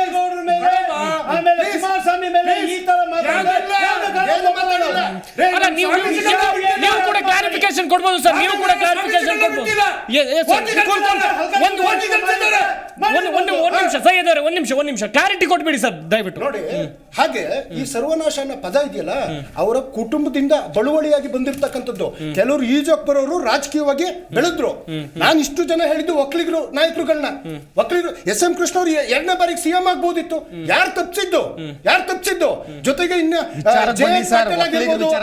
ಆಗಿರ್ಬೋದು, ಎಷ್ಟು ಜನ ಇದ್ದಾರೆ. ಫೈನಲಿ ಏನಂತಂದ್ರೆ, ಯಾಕಂದ್ರೆ ಅವ್ರದ್ದೊಂದು ಹೇಳಿಕೆ ಇತ್ತು ಇವತ್ತು ಮೀಡಿಯಾದಲ್ಲಿ, ನಾನು ಬೇರೆ ವಿಚಾರಕ್ಕೆ ಹೋಗಿಲ್ಲ, ಟುಡೇ ಪ್ರೆಸೆಂಟ್ ಸಿನಾರಿಯನ್ನ ಹೇಳ್ತಾ ಇರೋದು. ಫೈನಲಿ ಇವರ ಸುಲಭಕ್ಕೆ ನಾನೇನೋ ಕುತಂತ್ರ ಮಾಡಿದ್ರೆ DK ಶಿವಕುಮಾರ್ ಅವ್ರನ್ನ ಏನೋ ಮಾಡ್ಬೋದು ಅಂತ ಹೇಳ್ಬಿಟ್ಟು ನಿಮ್ ತಂದೆಯವ್ರ ಕೈಲೇ ಅವ್ರನ್ನ ಏನೋ ಮಾಡೋದಕ್ಕಾಗಿಲ್ಲ. ಅವ್ರನ್ನೇ 2000 ಬೈ ಎಲೆಕ್ಷನ್ ನಡೀತು, ತೇಜಸ್ವಿನಿ ರಮೇಶ್ ಅವ್ರದ್ದು.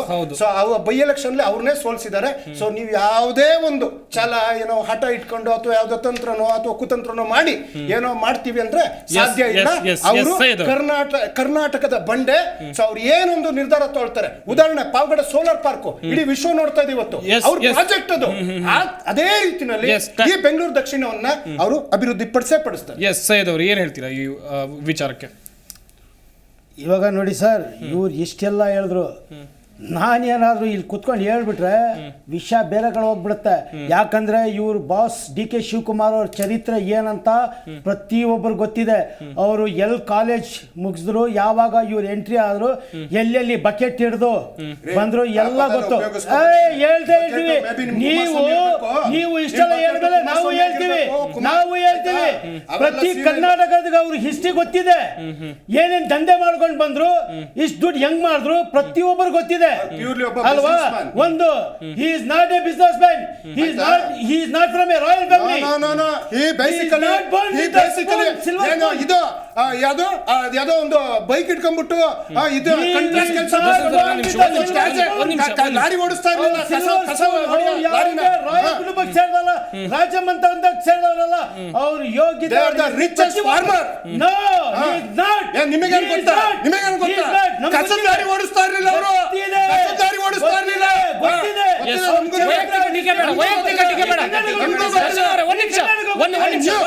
ಒಂದ್ ನಿಮಿಷ ಆಯ್ತಾ? ಒಂದ್ ಹೇಳ್ತೀನಿ, ಒಕ್ಕಲಿಗರ ಹೆಸರು ಹೇಳಿದ್ರಲ್ಲ, ಇವಾಗ ಅವ್ರು ಏನಾದ್ರೂ ಹಗರಣಗಳು ಇವಾಗ ಇವ್ರು ಕಂಪನಿಯಲ್ಲಿ ಮಾಡ್ಕೊಂಡಿದಾರಲ್ಲ, ಆ ಹಗರಣ ಈ ಹಗರಣ, ಇವಾಗ ಮತ್ತೆ 600 ಕೋಟಿ ಹಗರಣ ಬೇರೆ ಸ್ಟಾರ್ಟ್ ಆಗಿದೆ. ಈ ರೀತಿ ಹಗರಣ ಮಾಡಕ್ ಹೋದ್ರೆ ತೆಗ್ ಬಿಸಾಕಿರ್ತಾರೆ. ಅವ್ರು ಏನ್ ಮಾಡ್ತಾರೆ, ಟಕ್ ಅಂತ ಇವ್ರ ಪಕ್ಷಕ್ಕೆ ಸೇರ್ಕೊಂಡ್ಬಿಡ್ತಾರೆ. ಯಾಕಂದ್ರೆ ಇಂಥವ್ರಿಗೆಲ್ಲ ಇವರೇ ಆಶ್ರಯ ಕೊಡೋದು. ಆಯ್ತಾ? ಇವ್ರಿಗೆ ಯಾರಿಗೂ ಒಬ್ಬರಿಗೆ ಬೆಳೆಸೋ ಯೋಗ್ಯತೆ ಅಂತೂ ಇಲ್ಲ. ಇನ್ನೊಬ್ರು ಬೆಳೆಸಿರೋ ಮರದಿಂದ ಹಣ ಕಿತ್ಕೊಳ್ಳೋ ಬಂದಿರೋದು ನಿಮ್ಮ ಪಕ್ಷದ್ದು, ಅವ್ರದ್ದು. ನಿಮ್ಮ ಪಕ್ಷದಲ್ಲಿ ನಿಮ್ಮ ಯೋಗ್ಯತೆಗೆ ಇವತ್ತು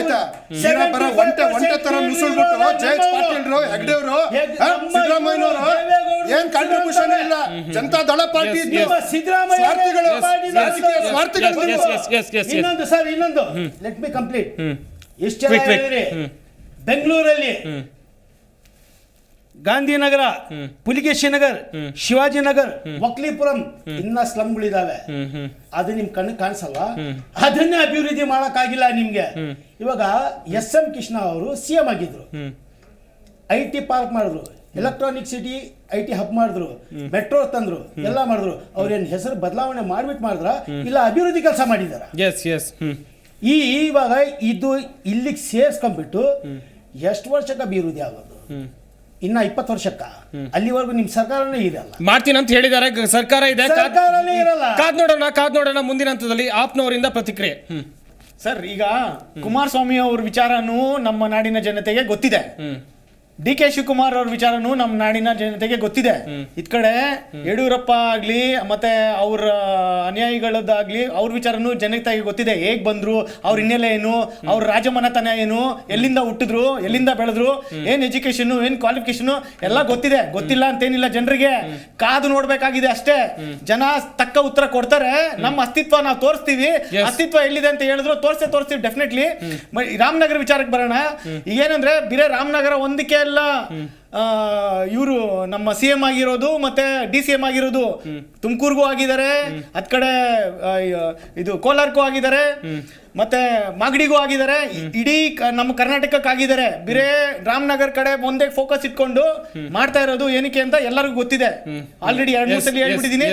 ಇದೇ ವಿಚಾರನ ಇಟ್ಕೊಂಡು ನಾವು ಏನಂದ್ರೆ ಬೇರೆ ನಿಮ್ ರಾಮನಗರನೇ ಒಂದನ್ನೇ ಫೋಕಸ್ ಮಾಡ್ಕೊಂಡಿದ್ರೆ ಆಗಲ್ಲ. ಬೆಂಗಳೂರು ಒಳಗಡೆ ಇರೋ ಜ್ವಲಂತ ಸಮಸ್ಯೆಗಳನ್ನ ಫೋಕಸ್ ಮಾಡ್ಬೇಕಾಗಿದೆ. ಮತ್ತೆ ನಮ್ಮ ಬೆಂಗಳೂರು ಸುತ್ತಮುತ್ತಲೇ ಇರೋ ದೊಡ್ಡಬಳ್ಳಾಪುರ ಇದ್ ಕಡೆ ಇರೋಂತ ಎಲ್ಲ ಒಂದು ಸಮಸ್ಯೆಗಳನ್ನ ಅವ್ರ ಕೈಗೆ ಎತ್ಕೊಬೇಕಾಗಿದೆ. ಮಾಡ್ಲಿಲ್ಲ ಅಂದ್ರೆ ನಮ್ಮ ಕಾರ್ಯಕರ್ತರು ಏನಿದೀವಿ, ಬೇರೆ ರಾಮನಗರ ನೋಡ್ಕೊಂಡು ನಾವು ಕೂತ್ಕೊಂಡಲ್ಲ, ಎಲ್ಲಾ ಕಡೆಯಿಂದನೂ ಕಾರ್ಯಕರ್ತರು ಇದೀವಿ. ನಾವು ಉಗ್ರ ಹೋರಾಟ ಮಾಡ್ತೀವಿ. ಮುಂದಿನ ಉಗ್ರ ಹೋರಾಟ ಮಾಡೋಕೆ ನಿಮ್ಗೆ ಅವಕಾಶ ಇದೆ ಖಂಡಿತವಾಗ್ಲೂ. ದಿಲೀಪ್ ಗೌಡ್ರೆ, ಇನ್ನೊಂದು ಕಡೆಯಲ್ಲಿ ಚನ್ನಪಟ್ಟಣ ಬೈ ಎಲೆಕ್ಷನ್ ಗೆಲ್ಲುವಂತ ತಂತ್ರವ ಈ ರೀತಿಯಾಗಿ ಜಿಲ್ಲೆಯ ಹೆಸರನ್ನ ಮರುನಾಮಕರಣ ಮಾಡೋ ಮೂಲಕ? ಖಂಡಿತ ಸರ್. ನೋಡಿ, ಇವರು ಹೆಸರು ಬದಲಾವಣೆ ಮಾಡಲೇಬೇಕು ಅಂತ ಅನ್ಕೊಂಡಿದ್ರೆ ಸರ್, ನೋಡಿ ಬ್ರಿಟಿಷ್ನವ್ರ ಕಾಲದಿಂದ ಹೆಸರುಗಳು ಹಂಗೆ ಉಳ್ಕೊಂಡಿದ್ದಾವೆ. ನಾವು ಬೆಂಗಳೂರಿನಲ್ಲಿ ಕೆಲವು ರಸ್ತೆಗಳು ನೋಡಿದ್ರೆ ವಿಕ್ಟೋರಿಯಾ ಹಾಸ್ಪಿಟಲ್ ಇರ್ಬೋದು, ಕಬ್ಬನ್ ಪಾರ್ಕ್ ಇರ್ಬೋದು, ಕರ್ಜನ್ ರೋಡ್ ಇರ್ಬೋದು, ರಿಚ್ಮಂಡ್ ರೋಡ್ ಇರ್ಬೋದು, ವಿಲ್ಸನ್ ಗಾರ್ಡ್, ಇವೆಲ್ಲ ಇದಾವಲ್ಲ ಬ್ರಿಟಿಷ್ನವ್ರ ಕಾಲದಿಂದ ಉಳ್ಕೊಂಡ್ರವು. ಓಕೆ, ಬ್ರಿಟಿಷ್ನವರು ಕಟ್ಸಿರ್ಬೋದು, ಆದ್ರೆ ನಾವು ಇದುವರೆಗೂ ಸಹ ಹೆಸರು ಬದಲಾವಣೆ ಮಾಡಕ್ಕಾಗಿಲ್ಲ. 32 ಕಡೆ ಇದೆ ಬೆಂಗಳೂರು, 32 ಕಡೆ ಇದೆ. ಕೆಲವು ಆಸ್ಪತ್ರೆಗಳನ್ನು ಮಾಡಕ್ಕಾಗಿಲ್ಲ, ಕೆಲವು ರಸ್ತೆಗಳು ಮಾಡಕ್ಕಾಗಿಲ್ಲ, ಕೆಲವು ರಸ್ತೆಗಳ ಹೆಸರನ್ನು ಬದಲಾವಣೆ ಮಾಡಕ್ಕಾಗಿಲ್ಲ. ಇನ್ನೂ ಸಹ ನಾವು ಪಾತೆ, ಕಾಣಿ, ಪಹಣಿ, ಗೇಣಿ ಇಂತಹ ಒಂದು ಬೇರೆ ದೇಶದ ಪಾಶ್ಚಿಮಾತ್ಯದ ಒಂದೊಂದು ಹೆಸರುಗಳನ್ನ ಸಹ ನಾವು ಇನ್ನೂ ಇಟ್ಕೊಂಡಿದ್ದೀವಿ. ಬದಲಾವಣೆ ಮಾಡಂಗಿದ್ರೆ ನಾವು ಅದನ್ನ ಫಸ್ಟ್ ಬದಲಾವಣೆ ಮಾಡಬೇಕು. ಮತ್ತೆ ಸರ್ ನೋಡಿ, ಇವತ್ತು ಸಮಸ್ಯೆ ಬಹಳ ಆಗಿದೆ. ನೀವು ಚನ್ನಪಟ್ಟಣ ಒಂದು ಚುನಾವಣೆ ವಿಚಾರ ಹೇಳ್ತಾ ಇದ್ವಿ, ನಾನೊಂದು ಕನ್ಕ್ಲೂಡ್ ಮಾಡ್ಬಿಡ್ತೀನಿ ಸರ್. ಎಲ್ಲೋ ಒಂದ್ ಕಡೆ ಚನ್ನಪಟ್ಟಣ ವಿಚಾರದಲ್ಲಿ ಡಿ ಕೆ ಶಿವಕುಮಾರ್ ಅವರ ಸ್ವಂತ ತಮ್ಮ ಬಲಗೈ ಅಂತ ಇದ್ದಂತ ತಮ್ಮ ಯಾವಾಗಲೂ ಸಹ ಡಿ ಕೆ ಶಿವಕುಮಾರ್ ವಿಚಾರ ಬಂದಾಗ ನೀವು MB ಪಾಟೀಲ್ ನೋಡಿದ್ರಿ, ಹಿಂಗೆ ವಿಧಾನಸೌಧ MB ಪಾಟೀಲ್ ಬಾಯಿ ಮುಚ್ಕೊಂಡು ಸುಮ್ಮನೆ ಇರಬೇಕು ಅಂತ ಹೇಳಿದಂತಹ ಉದಾಹರಣೆಗಳು ನೋಡಿದ್ವಿ. ಯಾಕೆ ಅಂತಂದ್ರೆ ಇವ್ರ ವಿಚಾರ ಅಂತ ಬಂದಾಗ, ಡಿ ಕೆ ಶಿವಕುಮಾರ್ ವಿಚಾರ ಅಂತ ಬಂದಾಗ ಯಾವಾಗಲೂ ಸಹ ಎಗಲು ಕೊಟ್ಟು ನಿಂತ್ಕೋತಾ ಇದ್ದು ಡಿ ಕೆ ಸುರೇಶ್ ರವರು ಅಂತ ಗೊತ್ತು. ಅಂತಹ ಒಂದು ಸಂದರ್ಭದಲ್ಲಿ ಡಿ ಕೆ ಸುರೇಶ್ ರವರು ಕುಮಾರಸ್ವಾಮಿ ಅವರ ಒಂದು ಭಾವ, ಅದು ಬಿಜೆಪಿ ಕ್ಯಾಂಡಿಡೇಟು, ಅದು ಬಿಜೆಪಿ ಒಂದು ಚಿಗುರು, JDS ಬೇರು ಅನ್ನೋ ಒಂದು ಕ್ಯಾಂಡಿಡೇಟ್ ತರ ನಿಂತ್ಕೊಂಡು ಕುಮಾರಸ್ವಾಮಿ ಅವರ ಭಾವ ಸ್ವತಃ ಡಿ ಕೆ ಸುರೇಶ್ನ ಬಹಳ ದೊಡ್ಡ ಅಂತರದಿಂದ ಸೋಲಿಸಿರೋದ್ರಿಂದ ಒಂಥರ ಆಘಾತಕ್ಕೊಳಗಾಗಿದ್ರು. ಆದ್ರೆ ಒಂದ್ ನಿಮಿಷ ಆಘಾತಕ್ಕೊಳಗಾಗಿರೋದು ಸತ್ಯ, ಅದನ್ನ ಅವರೇ ಒಪ್ಕೊಂಡಿದ್ದಾರೆ. ಡಿ ಕೆ ಸುರೇಶ್ ಅವರೇ ಬಂದು ಹೇಳಿದ್ದಾರೆ, ಸೋಲನ್ನ ನಾವು ಒಪ್ಕೊಂಡಿದ್ದೀನಿ ಅಂತ ಹೇಳಿ ಹೇಳಿದ್ದಾರೆ. ಸೋಲು ಎಲ್ಲರಿಗೂ ಒಂದು, ಅದು ಯಾರು ಸಹ ಈ ದೇಶದಲ್ಲಿ ನಾನು ಗೆದ್ದು ಎಲ್ಲಾ ಚುನಾವಣೆಯಲ್ಲಿ ಗೆಲ್ತೀನಿ ಅಂತ ಯಾರು ಹೇಳಕ್ಕಾಗಲ್ಲ. ನಾವೇ ಓವರ್ ಕಾನ್ಫಿಡೆನ್ಸ್ ಅಲ್ಲಿ ಇದ್ದೋ 240 ಬಂದಿದ್ದೀವಿ, 400 ಗೆಲ್ತೀವಿ ಅಂತ ಅಂತಿದ್ದಾರೆ. ಅದನ್ನ ಒಪ್ಕೊಬೇಕಾಗುತ್ತೆ, ನಾವು ಎಡವಿದೀವಿ ಅನ್ನೋದ ಒಪ್ಕೊಬೇಕಾಗುತ್ತೆ. ಆದ್ರೆ ಇಂತಹ ಒಂದು ಪರಿಸ್ಥಿತಿನಲ್ಲಿ ಚನ್ನಪಟ್ಟಣದ ಒಂದು ಉಪಚುನಾವಣೆ ಬರ್ತಾ ಇದೆ. ಚನ್ನಪಟ್ಟಣದ ಉಪಚುನಾವಣೆ ಯಾರು ನಿಲ್ಲಿಸಬೇಕು? ಇವ್ರು ಹೇಳ್ತಿದ್ದಾರೆ ಡಿ ಕೆ ಶಿವಕುಮಾರ ನಿಂತ್ಕೊಳ್ತೀನಿ, ಅಕಸ್ಮಾತ್ ಗೆದ್ರೆ ಕನಕಪುರದಲ್ಲಿ ನಾನು ರಾಜೀನಾಮೆ ಕೊಟ್ಟು ಡಿ ಕೆ ಸುರೇಶ್ನ ನಿಂತ್ಕೋತೀನಿ. ಸರ್, ಇದು ಒಂದು ಕಂಪ್ಲೀಟ್ಲಿ ಅವರ ತಮ್ಮನ ಒಂದು ರಾಜಕೀಯ ಭವಿಷ್ಯವನ್ನ ಬದಲಾವಣೆ ಮಾಡ್ಕೊಳ್ಳಿಕ್ಕೋಸ್ಕರ ಡಿ ಕೆ ಶಿವಕುಮಾರ್ ಮಾಡ್ತಾ ಇರೋದು. ಇದು ನೇರವಾಗಿ ಗೊತ್ತಿದೆ. ಅವರು ಚನ್ನಪಟ್ಟಣದಲ್ಲಿ ನಿಂತ್ಕೊಂಡು ಗೆಲ್ಲೋದು, ಚನ್ನಪಟ್ಟಣದಲ್ಲಿ ನಿಂತ್ಕೊಂಡು ಗೆಲ್ಲಬೇಕು ಅಂತಂದ್ರೆ ಈಗಿನ ಪರಿಸ್ಥಿತಿ ಅಲ್ಲಿ ಒಂದು ವೈಯಕ್ತಿಕ ಎದುರಾಳಿಗಳಿದ್ದು, ಸಾಂಪ್ರದಾಯಿಕ ಎದುರಾಳಿಗಳು ಅಲ್ಲಿ BJP ಮತ್ತೆ JDS ಯಾವಾಗಲೂ ಸಹ ತಲೆತಲಾಂತರದಿಂದ ಇದ್ದಿದ್ದು. ಆದ್ರೆ ಈಗ ಅದು ಆ ಟ್ರೆಂಡ್ ಬದಲಾವಣೆ ಮಾಡಿ ಡಿ ಕೆ ಶಿವಕುಮಾರ್ ನಿಂತ್ಕೊಂಡು ಗೆಲ್ಲಬೇಕು ಅಂತಂದ್ರೆ ನಾವು ಚನ್ನಪಟ್ಟಣದ ಜನತೆಗೆ ಒಂದು ಏನೋ ಮೆಸೇಜ್ ಕೊಡ್ಬೇಕಲ್ಲ. ಸ್ವಾಮಿ, ನೀವು ಚನ್ನಪಟ್ಟಣ ಅಂದ್ರೆ ಚನ್ನಪಟ್ಟಣ ಅಲ್ಲ, ನೀವು ಬೆಂಗಳೂರಿನವರು. ನೋಡಿ, ನಾನು ಬೆಂಗಳೂರು ಹೆಸರನ್ನ ಚೇಂಜ್ ಮಾಡ್ತಾ ಇದ್ದೀನಿ, ಬೆಂಗಳೂರನ್ನ ಮಾಡ್ತಾ ಇದ್ದೀನಿ, ನಿಮ್ಮನ್ನೆಲ್ಲ ಬೆಂಗಳೂರು ಸೇರಿಸ್ತಾ ಇದ್ದೀನಿ ಅಂತ ಹೇಳ್ಬೇಕಲ್ಲ. ಇದು ಒಂದು ಪೊಲಿಟಿಕಲ್ ಗಿಮಿಕ್, ಅದು ಇಡೀ ಕರ್ನಾಟಕ ಗೊತ್ತಿದೆ. ಅದಕ್ಕೋಸ್ಕರ ಇವರು ಹೆಸರು ಬದಲಾವಣೆ ಮಾಡಬೇಕು ಅಂತ ಹೊರಟಿದ್ದಾರೆ. ಅದನ್ನ ನೋಡೋಣ ಯಾವ ರೀತಿ ಅವ್ರು ಸಕ್ಸಸ್ ಆಗ್ತಾರೆ ಅಂತ ಹೇಳಿ. ಸರ್, ಫೈನಲ್ ಆಗಿ ಹೇಳ್ಬೇಕು ಅಂತಂದ್ರೆ ಕರ್ನಾಟಕದಲ್ಲಿ ಜ್ವಲಂತ ಸಮಸ್ಯೆಗಳಿದೆ. ರೈತರ ಸಮಸ್ಯೆ, ಬೆಲೆ ಏರಿಕೆ, ಮೂಢ ಹಗರಣ, ವಾಲ್ಮೀಕಿ ನಿಗಮ ಮಂಡಳಿ, SC ST ಹಣ ದುರುಪಯೋಗ, ವಕ್ಫ್ ಹಗರಣ, ಕೇಂದ್ರ 2000 ಕೋಟಿ ಹಗರಣ, ಇಷ್ಟೆಲ್ಲ ಸಮಸ್ಯೆ ಇರಬೇಕಾದ್ರೆ ಇದನ್ನ ತಗೊಂಡ್ಬಂದು ಮೀಡಿಯಾ ಅಟೆನ್ಷನ್ ತಗೊಂಡು ಇದನ್ನ ಬೇರೆ ಕಡೆ ತೆಗೆದುಕೊಂಡು ಹೋಗಿ ಸರಿಯಲ್ಲ. ಇವ್ರು ಕಂಪ್ಲೀಟ್ ಆಗಿ ಸಿದ್ದರಾಮಯ್ಯನವ್ರು ಜನಪರ ಆಡಳಿತ ಕೊಡಬೇಕು ಅಂತಂದ್ರೆ ಕಂಪ್ಲೀಟ್ ಸಿಸ್ಟಮ್ ನ ಬದಲಾವಣೆ ಮಾಡಬೇಕು ಅಂತಂದ್ರೆ ಇದನ್ನ ಬಿಟ್ಟು ಫಸ್ಟ್ ರಾಜ್ಯದ ಅಭಿವೃದ್ಧಿ ಕಡೆ ಗಮನ ಕೊಡಬೇಕು ಸರ್. ದರ್ಶನ್ ಸರ್, ಕೊನೆಯದಾಗಿ ಕ್ವಿಕ್ ರಿಯಾಕ್ಷನ್ ಸರ್. ಕ್ವಿಕ್ ಏನಿಲ್ಲ, ಆ ಒಂದು ಜಿಲ್ಲೆ ಇಡೀ ನಮ್ಮ ದೇಶದ ಭೂಪಟದಲ್ಲಿ ಒಂದು ಚಿರಸ್ಥಾಯಿಯಾಗಿ ಉಳಿಯುವಂತ ಕೆಲಸಗಳನ್ನ, ಯಾಕೆಂದ್ರೆ ಡಿ ಕೆ ಶಿವಕುಮಾರ್ ಅವರು ಯಾವತ್ತು ಒಂದು ಗುರಿ ಇಟ್ಕೊಂಡ್ರೆ, ಯಾಕೆಂದ್ರೆ ಅವರು ಅವಾಗೆಲ್ಲ ನಾವು ಬೆಂಗಳೂರಿನವರೇ ಅಂತ ಬೆಂಗಳೂರಿಗೆ ಬಂದವರು, ಬೆಂಗಳೂರಲ್ಲಿ ಶಿಕ್ಷಣ ಮಾಡಿದವರು. ಸೊ ಅದೊಂದು ನಾ ಮೊದಲೇ ಹೇಳ್ದಾಗೆ ಭಾವನಾತ್ಮಕ ಸಂಬಂಧ ಇರ್ತಕ್ಕಂತಹ ಜಿಲ್ಲೆ. ಸೊ ಇವತ್ತು ಇವರೊಂದು ದೃಢ ನಿರ್ಧಾರ ಮಾಡಿದ್ದಾರೆ. ಅವರ ಒಂದು ಪ್ರಾಜೆಕ್ಟ್ಸ್, ನಾನು ಅವಾಗಲೇ ಹೇಳಿದ್ನಲ್ಲ, ಪಾವಗಡ ಸೋಲಾರ್ ಪಾರ್ಕೆ ಸಾಕು ಆ ವಿಷನರಿಗೆ. ರೈತರದ್ದು ಒಂದು ಜಮೀನು ಖರೀದಿ ಮಾಡದೇನೆ ಅವರಿಗೆ ಅಲ್ಲೇ ಬಾಡಿಗೆ ಹೋಗೋ ತರ ಮಾಡಿ ಇವತ್ತು ಇಡೀ ಒಂದು ಏಷ್ಯಾ ಖಂಡದಲ್ಲೇ ನಂಬರ್ 1 ಸೋಲಾರ್ ಪಾರ್ಕ್ ಮಾಡಿದ್ದಾರೆ. ಅಂತ ವಿಷನರಿ ಇರ್ತಕ್ಕಂಥ ಲೀಡರು ಇವತ್ತು ತನ್ನ ಜಿಲ್ಲೆಗೆ, ತನ್ನ ತವರು ಜಿಲ್ಲೆಗೆ, ತನ್ನ ಅವ್ರಿಗೆ ಆ ಒಂದು ಸೆಳೆತ ಇದೆ ಆ ಜಿಲ್ಲೆ ಮೇಲೆ. ಖಂಡಿತವಾಗ್ಲೂ ಇವತ್ತು ಬೆಂಗಳೂರು ದಕ್ಷಿಣ ಜಿಲ್ಲೆಗೆ ಅನೇಕ ಅಭಿವೃದ್ಧಿ ಕಾರ್ಯಗಳು ಮತ್ತೆ ಇನ್ಫ್ರಾಸ್ಟ್ರಕ್ಚರ್ ಆಗಲಿ ಪ್ರತಿಯೊಂದು ಜಿಲ್ಲೆಗೆ ಅವ್ರದೇ ಆದಂತ ಗುರಿ ಇಟ್ಕೊಂಡು ಅಲ್ಲಿಗೆ ಕೊಡುಗೆಗಳನ್ನ ಕೊಡ್ತಾರೆ. ಸೊ ಒಂದು ರೀತಿ ಕೆಂಪೇಗೌಡರು ಯಾವ ರೀತಿ ಬೆಂಗಳೂರನ್ನ ಕಟ್ಟಿದ್ರು, ಕೆಂಪೇಗೌಡರ ಮಗ ಶ್ರೀ ಡಿ ಕೆ ಶಿವಕುಮಾರ್ ಅವರು ಅದೇ ರೀತಿ ಬೆಂಗಳೂರು ದಕ್ಷಿಣವನ್ನು ಕಟ್ತಾರೆ. ಸೈಯದ್ ತಸ್ಲೀಂ ಅವರೇ, ಕೊನೆಯದಾಗಿ ಕ್ವಿಕ್ ರಿಯಾಕ್ಷನ್. ಈಗ ಕೆಂಪೇಗೌಡರ ಬಗ್ಗೆ ಇವರು ಹೇಳಿದಾರಲ್ಲ, ಇಡೀ ಬೆಂಗಳೂರಲ್ಲಿ ಇವಾಗ ನಮ್ಮ ಕಾರ್ಪೊರೇಷನ್ ಸಿಂಬಲ್ ಇದೆಯಲ್ಲ, ಅದು ಲೋಗೋ 4 ಕಡೆ ಇದೆ ಬೆಂಗಳೂರಲ್ಲಿ. ಅಂದರೆ ಆವಾಗ ಕೆಂಪೇಗೌಡರು ಬೆಂಗಳೂರು ಇಷ್ಟೇ ಅಂತ ಮೆಜರ್ಮೆಂಟ್ ಅಂತ ಅದು ಹಾಕಿರೋದು. ಇವ್ರು ತೊಗೊಂಡು ಬಂದು ರಾಮನಗರ, ಚನ್ನಪಟ್ಟಣ, ಮದ್ದೂರು ಎಲ್ಲ ಬೆಂಗಳೂರು ಗ್ರಾಮಾಂತರ ಅಂತ ಹೇಳ್ಬಿಟ್ರು. ಇದು ಸೇರಿಸಿ ಯಾವುದೇ ಕಾರಣಕ್ಕೂ ಒಂದು ಪ್ರಶ್ನೆ ಇದೆ. ಈಗ ಈ ಹೋರಾಟದಲ್ಲಿ, ಈ ಜಟಾಪಟಿಯಲ್ಲಿ DCM DK ಶಿವಕುಮಾರ್ ಅವರು ಗೆದ್ದಿದ್ದಾರೆ. ಮುಂದಿನ ಹಂತದಲ್ಲಿ ನಿಮ್ಮ ಹೋರಾಟ ಹೆಂಗಿರುತ್ತೆ ಅಂತೇಳಿ? ಮುಂದಿನ ಹೋರಾಟ ನಮ್ದು ಹೆಂಗಿರುತ್ತೆ ಅಂದ್ರೆ, ಈಗ ಸದ್ಯಕ್ಕೆ ಬೈ ಎಲೆಕ್ಷನ್ ಅಲ್ಲಿ ಮತ್ತೆ ಇವ್ರ ಮುಖಭಂಗ ಆಗುತ್ತೆ. ಮೊದಲು MP ಇದ್ರು, MP ಇಂದ MLA ಬಂದ್ಬಿಟ್ಟಾರೆ, ನೆಕ್ಸ್ಟ್ ಕೌನ್ಸಿಲರ್ ಬಂದ್ಬಿಡ್ತಾರೆ. ಆಯ್ತಾ? ಯಾವುದೇ ಕಾರಣಕ್ಕೂ ಇವ್ರು ಸೋಲೋದಂತೂ ಬರ್ದಿಟ್ಕೊಳ್ಳಿ. ಬೇಕಾದ್ರೆ DK ಶಿವನೇ ನಿಂತ್ಕೊಂಡ್ಬಿಡ್ರಿ, ಪರವಾಗಿಲ್ಲ, DK ಶಿವಕುಮಾರ್ ಅವರೇ ನಿಂತರುವೆ. ಆದ್ರೆ ಒಂದು ಕಂಡೀಷನ್, ಸೋತೋದ್ರೆ ಟೋಟಲ್ ರಾಜಕೀಯ ಜೀವನಕ್ಕೆ ರಾಜೀನಾಮೆ ಕೊಟ್ಬಿಡ್ಬೇಕು. ಆಯ್ತಾ? ಆಗಲ್ಲ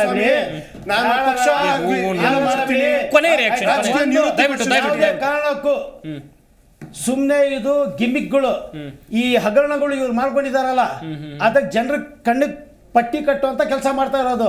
ಇದು ಸೇರಿಸ್ಕೊಂಡು ಯಾವುದೇ ಅಭಿವೃದ್ಧಿ ಆಗಲ್ಲ. ಇನ್ನ 10-15 ವರ್ಷ 20 ವರ್ಷ ಹೋಗ್ಬೇಕು. ಕೊನೆಯದಾಗಿ ಕ್ವಿಕ್ ರಿಯಾಕ್ಷನ್. ಕೊನೆಯದಾಗಿ ಫಸ್ಟ್ ನಮ್ಮ ಮನೆ ಸುತ್ತಮುತ್ತ ಇರುವಂತ ನಾವು ವಾತಾವರಣನ ಸರಿಪಡಿಸಬೇಕು. ನಮ್ಮ ಬೆಂಗಳೂರಲ್ಲೇ ಇಷ್ಟೊಂದು ಕಲುಷಿತ ವಾತಾವರಣ ಇದೆ, ಇಷ್ಟೊಂದು ರೋಡ್ ಅವ್ಯವಸ್ಥೆಗಳಿದೆ, ಇಷ್ಟೊಂದು ನೀರಾವರಿ ಸಮಸ್ಯೆ ಇದೆ.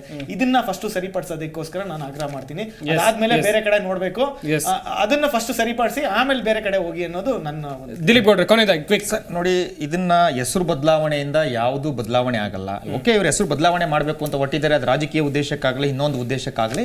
ಆದ್ರೆ ಇವರು 5 ವರ್ಷಕ್ಕೆ ಯಾವ ರೀತಿ ಅಭಿವೃದ್ಧಿ ಮಾಡ್ತಾರೆ, ಮತ್ತೆ ಇವರ ಗ್ಯಾರಂಟಿ ಯೋಜನೆಗಳನ್ನೇ ಸಮರ್ಪಕವಾಗಿ ಕೊಡಕ್ಕಾಗ್ತಲ್ಲ. 2 ತಿಂಗಳಿಂದ ಶಕ್ತಿ ಯೋಜನೆ ಆಗಿರ್ಬೋದು, ಮತ್ತೆ ಇನ್ನೊಂದು ಗೃಹಲಕ್ಷ್ಮಿ ಯೋಜನೆ ಆಗಿರ್ಬೋದು, ಗೃಹಲಕ್ಷ್ಮಿ ಹಣ ಬಂದಿಲ್ಲ ಅಂತ ಹೇಳಿ ಇದು ಮಾಡ್ತಿದ್ದಾರೆ. ಇವರು ಸೈಂಟಿಫಿಕ್ ಆಗಿ ವೈಜ್ಞಾನಿಕವಾಗಿ ಪ್ಲಾನ್ ಮಾಡ್ಲಿ, ಅದರ ಒಂದು ತಜ್ಞರ ಒಂದು ಕೂಟ ಮಾಡ್ಕೊಂಡು ಯಾವ ರೀತಿ ಅಭಿವೃದ್ಧಿಗೆ ತೆಗೆದುಕೊಂಡು ಹೋಗ್ಬೇಕು ಅಂತ ಆಲ್ರೆಡಿ ಇವ್ರೇನು ಮಂತ್ರಿಮಂಡಲ ಸೇರಿಸ್ಕೊಂಡು ಅಲ್ಲಿ ಅಪ್ರೂವಲ್ ತೆಗೆದುಕೊಂಡ್ಬಿಟ್ಟಿದ್ದಾರೆ. ರಾಮನಗರ ಟೋಟಲಿ ರಾಮನಗರ ಅನ್ನೋದೊಂದು ಏನು ಅದಂಗೆ ಉಳಿಸ್ಲಿ. ಆದ್ರೆ ಬೆಂಗಳೂರು ಗ್ರಾಮಾಂತರ, ಬೆಂಗಳೂರು ಏನು ಇವರು ದಕ್ಷಿಣ ಅಂತ ಮಾಡಕ್ ಕೊಟ್ಟಿದ್ದಾರೋ ಅದೊಂದು ಅಭಿವೃದ್ಧಿ ಇವ್ರ ಟೈಮ್ನಲ್ಲಾದ್ರೂ ಆಗುತ್ತಾ ಅಂತೇಳಿ ನಾವು ಕಾದ್ ನೋಡೋಣ ಸರ್. ಚರ್ಚೆಯಲ್ಲಿ ಭಾಗಿಯಾದಂಥ ಎಲ್ಲಾ ಪಕ್ಷದ ವಕ್ತಾರರಿಗೂ ಕೂಡ ಧನ್ಯವಾದಗಳು. ನೋಡಿದ್ರಲ್ಲ ವೀಕ್ಷಕರೇ, ರಾಮನಗರ ವಿಚಾರದಲ್ಲಿ ದೊಡ್ಡ ಮಟ್ಟದ ಜಟಾಪಟಿ ನಡೀತಾ ಇದೆ. ಬೆಂಗಳೂರು ದಕ್ಷಿಣ ಅಂತೇಳಿ ಮರುನಾಮಕರಣ ಆಗಿದೆ. ಆದರೆ ಬೆಂಗಳೂರು ಹೆಸರೇನು ಬಂತು ರಾಮನಗರ ಜಿಲ್ಲೆಗೆ, ಆದರೆ ಅಲ್ಲಿ ಆಗಬೇಕಾಗಿರುವಂಥ ಅಭಿವೃದ್ಧಿ ಕಾಮಗಾರಿಗಳು ಸಾಕಷ್ಟಿದೆ. ಜನರಿಗೆ ಮೂಲಭೂತ ಸೌಕರ್ಯಗಳಾಗಬೇಕಿದೆ. ಇನ್ನೊಂದು ಕಡೆಯಲ್ಲಿ ಉದ್ಯೋಗ ಸೃಷ್ಟಿ, ಹೀಗೆ ಬೇರೆ ಬೇರೆ ರೀತಿಯಾದಂಥ ಕೆಲಸಗಳು ಆಗಿ ರಾಮನಗರ ಜಿಲ್ಲೆ ಇದೆಯಲ್ಲ, ಬೆಂಗಳೂರು ಕೇಂದ್ರ ಜಿಲ್ಲೆ ಇನ್ನು ಮುಂದೆ ಕರೆಯುವಂಥದ್ದು ಇದು ಮಾದರಿ ಜಿಲ್ಲೆ ಆಗಲಿ ಅಂತೇಳಿ ಎಲ್ಲರೂ ಕೂಡ ಆಶಯವನ್ನ ಪಡ್ತಾ ಇದ್ದಾರೆ, ಅಭಿಪ್ರಾಯವನ್ನ ವ್ಯಕ್ತಪಡಿಸ್ತಾ ಇದ್ದಾರೆ. ಕಾದ್ ನೋಡೋಣ ಮುಂದಿನ ಹಂತದಲ್ಲಿ ಈ ಜಿಲ್ಲಾ ರಾಜಕೀಯ ಎಲ್ಲಿ ಹೋಗಿ ತಲುಪುತ್ತೆ ಅಂತೇಳಿ. ಇದಾಗಿತ್ತು ಇವತ್ತಿನ ಚರ್ಚಾ ವಿಷಯ. ನೋಡ್ತಾ ಇರಿ ಜಿ ಕನ್ನಡ ನ್ಯೂಸ್, ಸತ್ಯವೇ ಸುದ್ದಿಯ ಜೀವಾಳ.